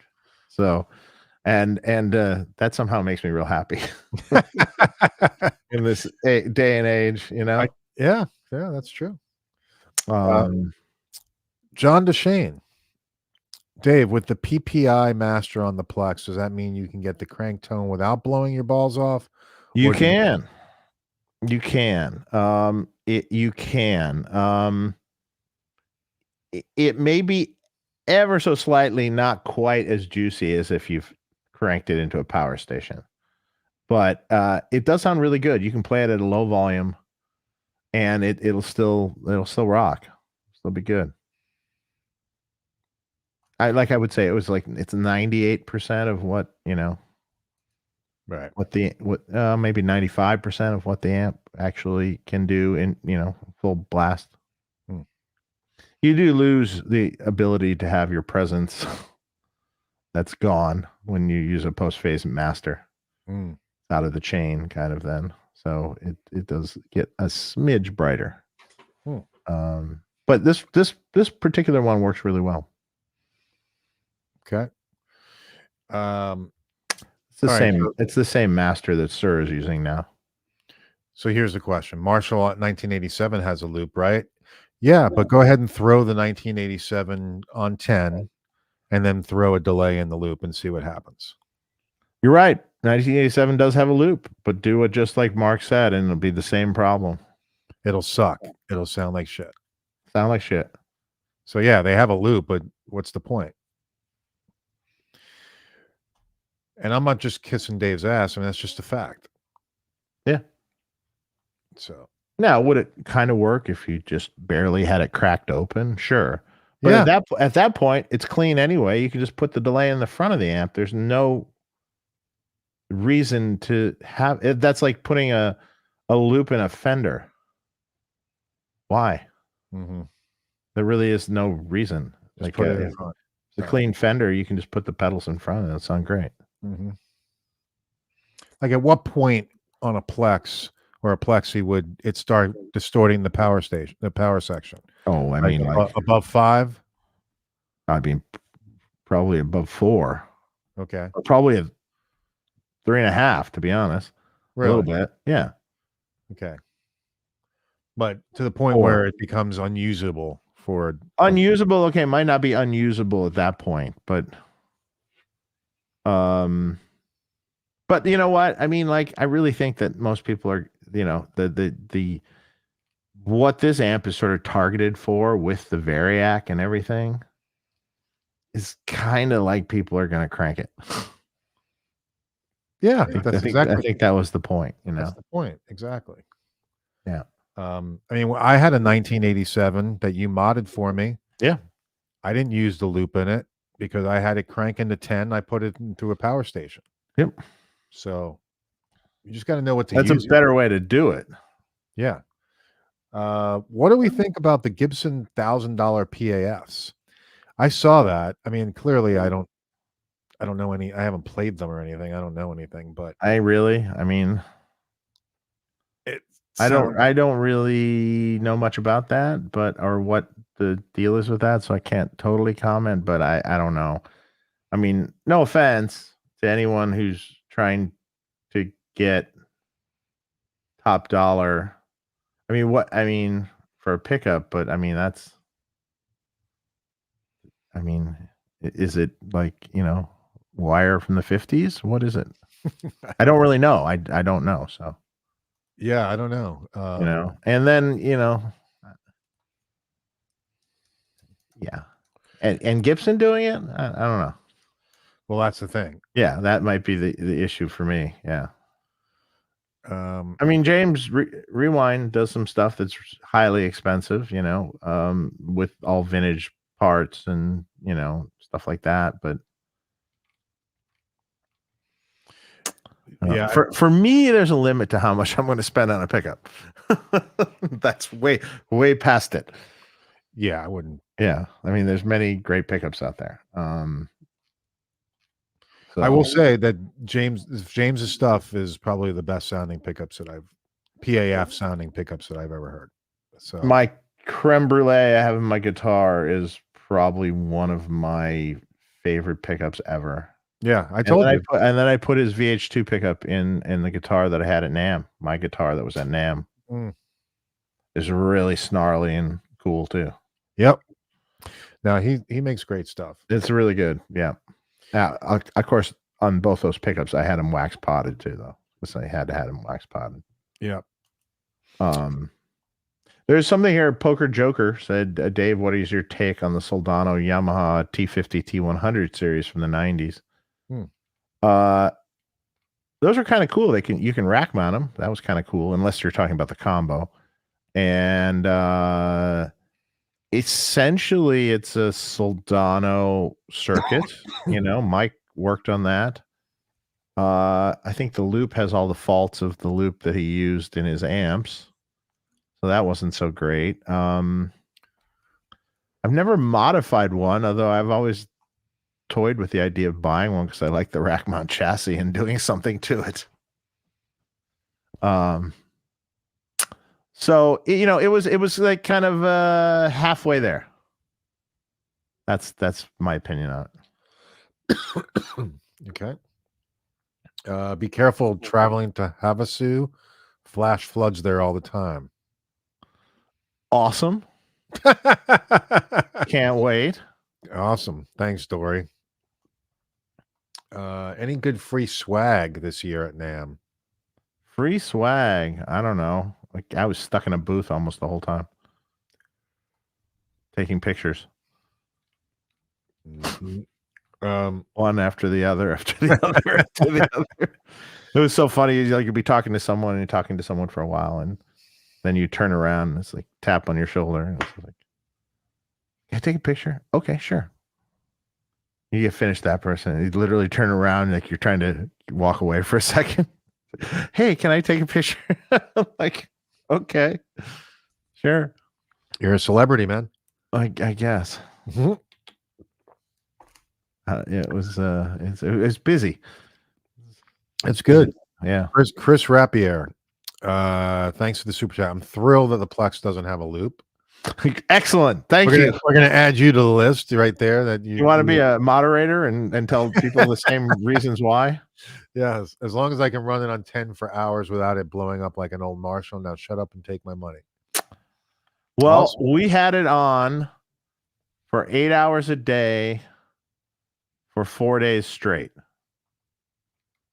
And it was almost being used the entire time, never blew up. So that was a pretty good torture test, I think. I would imagine so. Yeah. Dave, is your Vox circuit at all inspired by the TR Rocket? I'm not sure what that is. Trainwreck Rocket? Oh. I mean, the Vox that I'm going to do is just modeled after the Vox I own, a copper top 60s Vox with a top boost circuit added by Mark Sampson from Matchless fame. So that's what I'm tone testing it to. Okay. Great sounding amp. Dave, remember when you said you would sell me your 68 Plexi? Yeah, right. Hey, did you ever sell your Jose? I have someone that's going to buy it. Yeah. Oh yeah. Mm-hmm. Wow. That's a pretty penny. Yeah. So the Synergy Plexi module is a real trick. Well, it's not really a Plexi. The original thing wasn't really although there's a new way we could do a Plexi module that would be kind of interesting. The Synergy Plexi thing it's just a gain stage in front of a jumper Marshall kind of circuit, so you can blend the bass channel and treble channel. So it's kind of like, you know, a simulation of that kind of thing. I mean, you can't technically you can't really get it entirely, although the new Z-Rec thing does essentially what an amp distorting, power section distorting would do. Hmm. So maybe there'll be a new one in the future. I don't know. Jason, what's going on? Head first amplification. Simple rule. If you absolutely need a loop on an amp, don't buy a Plexi. There you go. Can be another moderator. Yay. Let's see. Did you see the new DiMarzios? I have not. What's new about them? I don't know. They came out with some new pickups. I don't know. I don't know. I don't know anything about it. I mean, I passed by the booth. I actually never ever pay any attention. Not because I don't like DiMarzio pickups. I think some of their pickups sound great. I used to go see him when Steve Blucher was still around. Yeah. Well, we went over there at one time. Yeah. I guess he's semi-retired though, I think. I'm liking the old G&L single coils into a boost. G&L pickups are cool. Great. Yeah. Why not? Whatever works. You know, it's there's no rules. And don't follow any rules. You know, if you like the sound of a pickup out of an old like weird Japanese guitar shoved in a Steinberger or something, great. You know, it's like make your own style, make your own rules, make your own thing, do something interesting. Well, that's kind of like why I was running the Muse driver into like the clean of the BE 100. Yeah, sure. You know? It's a different, like I was comparing the tone between that and the BE channel, you know, and it's like, oh, they're completely different, you know. Sure. Different, so it's pretty wild. Michael, we didn't take any offense to it. I was really just, he said, and my comment was meant more as a question as to why Marshall will even bother with a loop. Because of that, because people would complain. I'm not sure. You know, the thing is that originally the Marshall reissue amps never had a loop. It was just in latter years that they put the loop in, and frankly, it doesn't even work that well. It's this op amp loop, and it doesn't really work very well.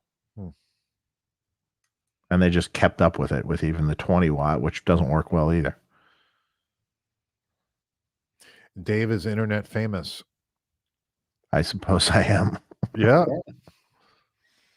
Yeah. But I mean, even before YouTube, I mean, I was reading about your mods and your amps and stuff like that back on the gear page. Oh yeah. You know? No, I mean, I've been doing this a long time, so it's you know. I knew about Dave even way before I even met him. I've had a lot of experience. Yeah. It was always like, oh, can you get a Friedman, the Marsha? That was the amp. It was like, oh, you got to get a Marsha if you want that Van Halen tone. DiMarzio patented the double cream humbuckers. So that's is that what you're saying? They came out with something? Well, DiMarzio always had the patent on the double cream humbucker. Right. Well, now there's the whole thing. But then Gibson was suing them. Yeah. For the right.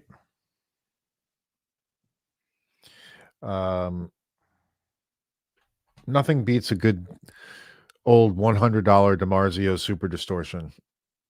Yep. That's a good pickup, man. I would agree with you. It's a good pickup. Absolutely. Probably get an old one too. Be better. Even the new ones sound good. Yeah. Yeah, they sound fine. They have a sound. Yes, Dave is gear page famous. Yes. Gear page famous. Oh boy. That's funny. Yeah, I didn't see the Gilbert interview. I saw that Paul Gilbert was interviewing Andy Timmons. I saw that, but is that the interview you're talking about, or is there a Rick Beato interview that he did? Oh, I don't know. Um, Friedman equals the best customer service ever. I try. Yep, he never sleeps. Serious amplification. What's up, man? Hey, man, how are you? It was a Beato interview. Yeah, Oh, I didn't I get didn't see that. I didn't see it either. He did a great interview with Andy Summers, which I was like, oh man, you see Yeah, that was good. that's a good one. I Ooh, definitely. I was also watching his interview with Tim Pierce recently Oh yeah, about the middle class musician and all that stuff. That's a bit depressing. yeah. I saw Tim Pierce was on Anderton's. They went over to his house. That was cool. Yeah. Um, let's see. Is there much overlap between the new amp and the small box? We kind of covered that earlier, but Yeah. I mean, not really. it's just sonically you can get close, probably, but it's the totally different thing. Totally different thing. Yeah, you still need to watch the Andy Summers one. That's a good one. That Yeah, you. and Kenny Aronoff, he's got a good channel too.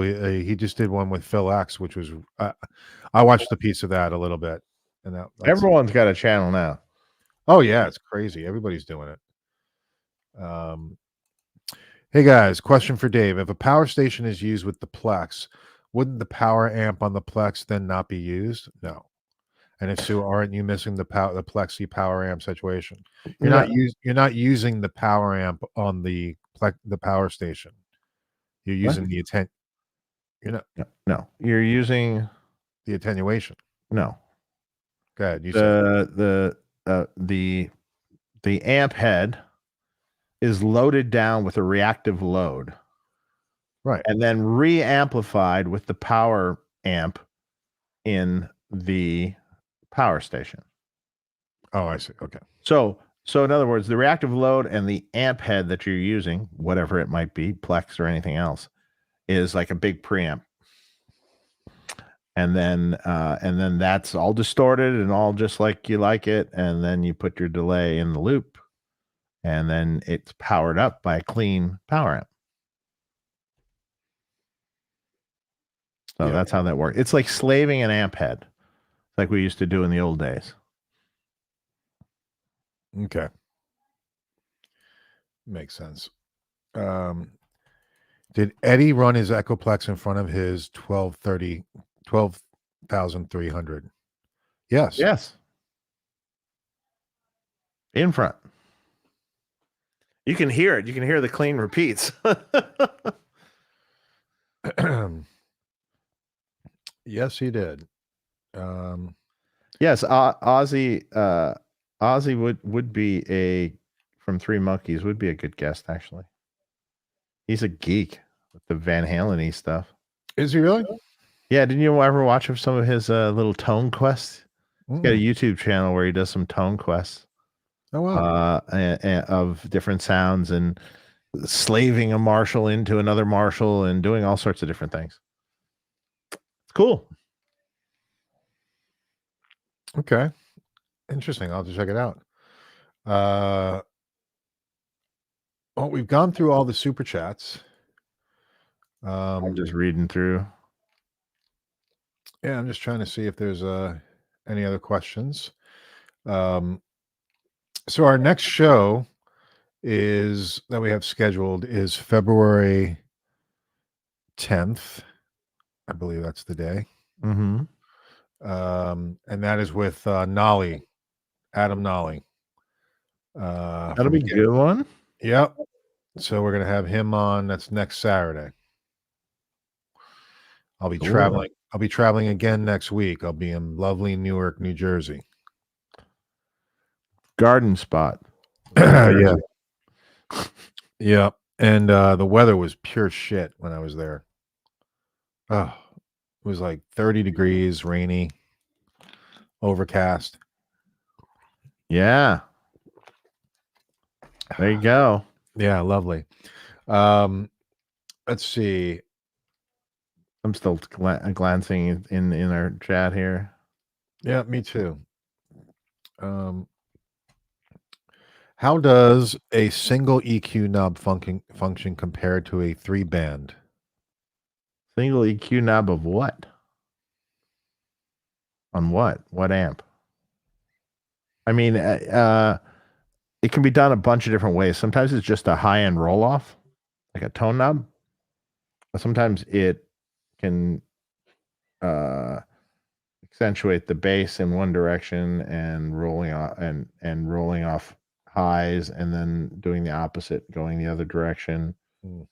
There's a bunch of different ways to wire that, so it depends. It depends. Depends on the amp. Yeah, Newark. Ugh. Yeah, and I'm actually staying at the airport, right there at one of the hotels. Even better. Yeah, just that's Oh, where wow. that's where the conference is going to be. So, someone, Luke Wilson, said, "Is Adam Jones Marshall really just a super bass modded to a super lead spec?" It essentially is, yes. There are a few slight differences in parts, but it's basically a super lead. Yeah, that's all it is. Crank it up. No loop in that amp. SP1 single knob EQ. SP1. Is that what I said? SP1. What's an SP1?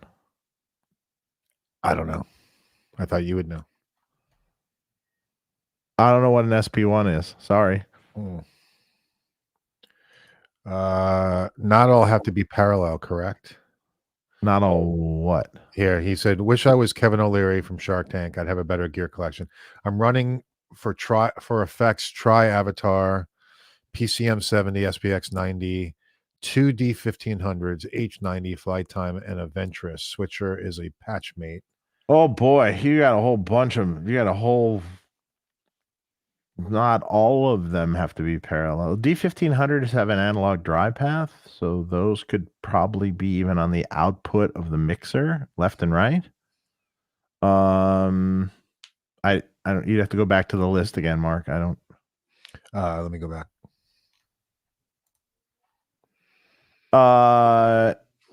The Tri Avatar, that's a chorus, isn't it? Oh, that's the little yes. Yeah, the Ventress is more of a Leslie thing, so you don't want to mix that with dry. The Tri Avatar, you might not want to mix with dry either.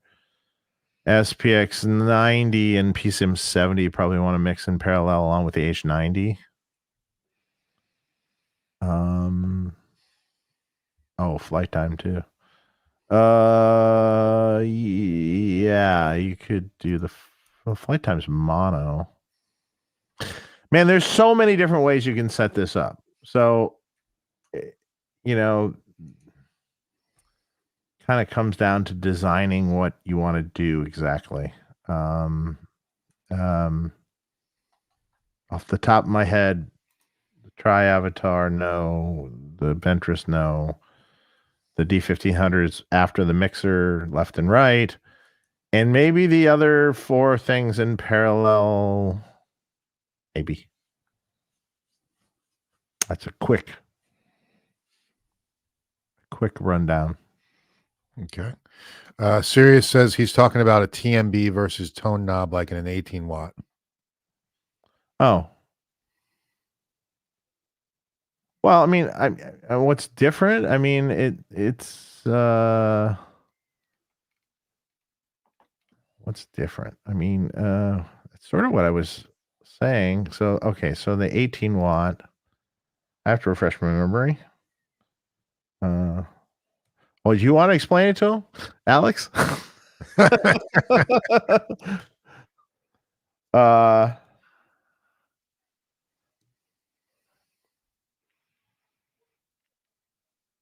I mean, it's not like a tone knob is generally, it's a form of EQ. It's a form of cutting top end, boosting top end, and it's on that particular amp. I have to refresh my memory from it because I almost never use a tone knob in amps at all. So, oh, just put me on the spot. Well, we don't have to answer it right now. What's the most affordable Friedman amp? I'd probably say the Run 20, right? Yeah, probably for a tube amp, yeah. Yeah, unless you're going the BE Mini, which is solid state. Right. Do you know what the new thing we can do with the Power Station Fryat was mentioning in a new stream? Yeah. He's got a new thing coming out.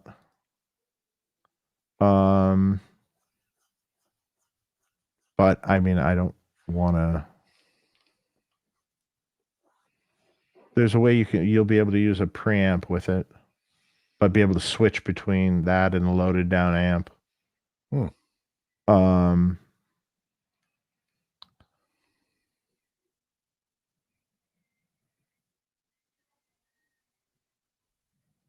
Yeah, I mean, really, on the 18-watt Marshall, the tone knob is basically cutting top end.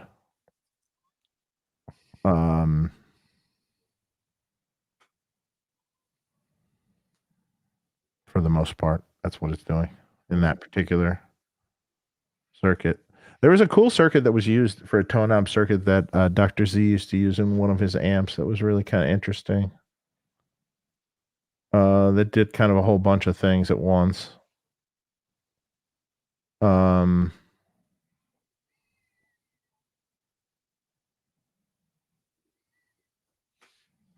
Yeah, it's really just sort of cutting top end in one direction and then another direction. Yeah. Hollow Body Head, Stern is so over. I mean, the guy's been doing it forever, man. So, I mean, it's very hard to do a show every day for 5 hours a day and be great. I mean, he did it for so many years. So, I applaud the guy. And yeah, I mean, it might not be as good as it used to be. So, what stood out at NAMM as a cool thing? To me, I mean, that the Benson Echo Rack thing looks really cool. The other thing that I saw that Two Notes release was the Genome. Yeah, the Genome is interesting. So they're getting into plugins. Yep. And that looked really cool, actually. Yeah. Yeah, check out the Two Notes Genome. I thought that was cool. And if you already own one of their products, they sent you a notification to download it for free. Yeah, and then there'll eventually be other things that can be purchased, like other maybe companies and amplifiers and different things that can be purchased for it. It's kind of an open-ended deal. What else did I see at NAMM that was cool? Barry Provost says, Dave, you mentioned that Dave Navarro's PRS sounded odd with the treble bleed. Well, the treble bleed that was in the particular PRS is a 001 cap, which gets excessively bright with no low end as you turn down the volume knob. So with my amps, it was just horrible, because my amps react a little differently to the volume knob. And we just took it out. Sounded great then. So, okay. Dave, did I see a flight time delay on the floor being used at NAMM with some of the videos? Love that delay and use it all the time with my BE50 Deluxe. yeah, it's good. Yeah. I love the flight time delay. It sounds good. Yeah, we had that. We had that in the other rig. Okay. Does Dave approve of the Waza tube amp expander and the and 90s Mesa recto cabs for use with the Plex Live or Am I a Sinner? Well, the Waza tube amp expander can be good. There's some questionable things about the load, that it could be maybe harmful to an amp. I don't know if I totally agree with that, but maybe some of the extreme high settings on the switches are probably not the best. If you had the switches on the lower side, it probably is fine. Although it does sound good. I'll give you that. Give them that. Plexico, thanks for the super chat. Mark and Dave, what would you guys use for a VH1 style amp used in a home bedroom amp, preferably a tube, utilize an aux or low wattage? Just do something like an aux or 2 notes load or something Fryette load or something along the Sir load, something along that. You can listen to it through studio monitors and you can crank, like my 50-watt Plex on 10 if you want. Absolutely. That's what I was going to say. And go, and it's just anything you want, or get yourself a power station and do that and use any amp you want at home at a whisper volume. Yeah. I mean, that's cool. It opens up a wide. You want an old high watt? Great. Get an old high watt. You want any old amp, crank it on 10. If you have a 5-watt amp and you want it louder, you can do the opposite too. Yep. Cool. Was Marshall even at NAMM? That's a good question. No. Haven't heard anyone mention them. Honestly, as far as legacy brands, they seem like a lot of brands are out marshalling Marshall. That's very true. I mean, that last amp that came out was really cool. The coffin logo, JTM 45 thing, the little guy. It was cool. It looks amazing. And I remember when Pete Thorne got his, I looked at it and I was like, oh my God, I just want it because the way it looks. Yeah, it looks awesome. Really cool. It sounded good. It was cool. I mean, sonically, did you think it sounded better? I mean, the same? It's like a JTM 45. I mean, circuit. It's was it like your Dirty Shirley? No, different. I mean, it's a traditional JTM 45 circuit. No tube rectifier. Well, no, that one does have a tube rectifier, doesn't it? Or does it? I don't remember.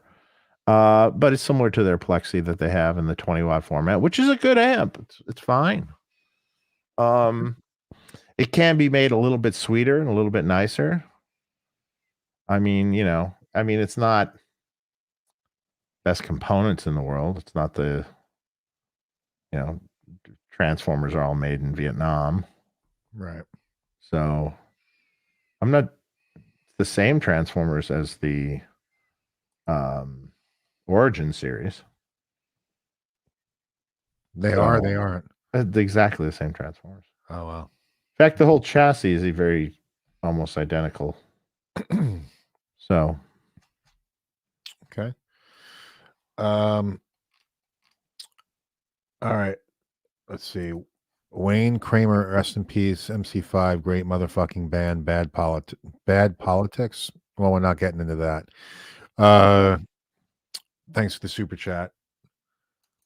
Sorry, I missed it earlier. I think I've covered all of them. I'm going to get going because it's getting late here. Let's go for the last question. 2 questions. We got L. Scott Music. Question regarding loading down an amp to quiet volumes. Do guitar cab speakers sound good at those low volumes, or do monitors sound better at low bedroom levels? I mean, guitar cabs can sound good at those low volumes. I mean, the nice thing about a power station, like for instance, is if you want a little. Now, how I run a power station is both switches in the center, the load switches in the center, and then the presence and depth off. That is the most transparent. But if you're running extremely low and you want a little thump in it, turn up the deep knob a little bit. I mean, at the show, I turned the deep knob up a little bit because we were playing the amp so quiet, And there's something to be said for that because speakers don't quite sound the same. Right. Does it sound better? Studio monitor? I don't think studio monitors necessarily sound better. I kind of hate listening to guitar through studio monitors, to tell you the truth. Hmm. It's not my favorite. I would rather have it into a cab. Yeah. All right. Dave, if you use a direct box near studio monitors, can it cause feedback in the monitors when connected to the input of your amp? If you use a direct box near studio monitors, can it cause a feedback? I don't know what you're talking about. It doesn't make sense to me what you're talking about exactly. I know that if I use what direct box? What are you talking about exactly? Or are you talking about a load box? The terms you're using are not connected to the input of your amp. Oh, okay. If you're using a direct box, it shouldn't cause any feedback in the monitors when connected through to the input of your amp. Really, it should, as long as you have the ground lift on, which you should have if your amp's grounded. Should be fine. Shouldn't have that. All right, last question, guys. Bill L. Any suggestions on how to isolate MIDI connections, pedals in front of the amp and in the loop? My audio path is isolated, but when I connect MIDI, I'm getting a ground loop. Cut the ground wire in the MIDI cable. Doesn't need to be there. On what end? Either. Whatever. Just Whatever. cut one. If it's a metal-ended MIDI cable, slide it off, cut the center pin. It doesn't need to be grounded. Okay. Now, if it's a molded, then you got a different problem. Get a different connector. Mm-hmm. I don't know why companies do that. They'll tie the ground to the audio, and they shouldn't.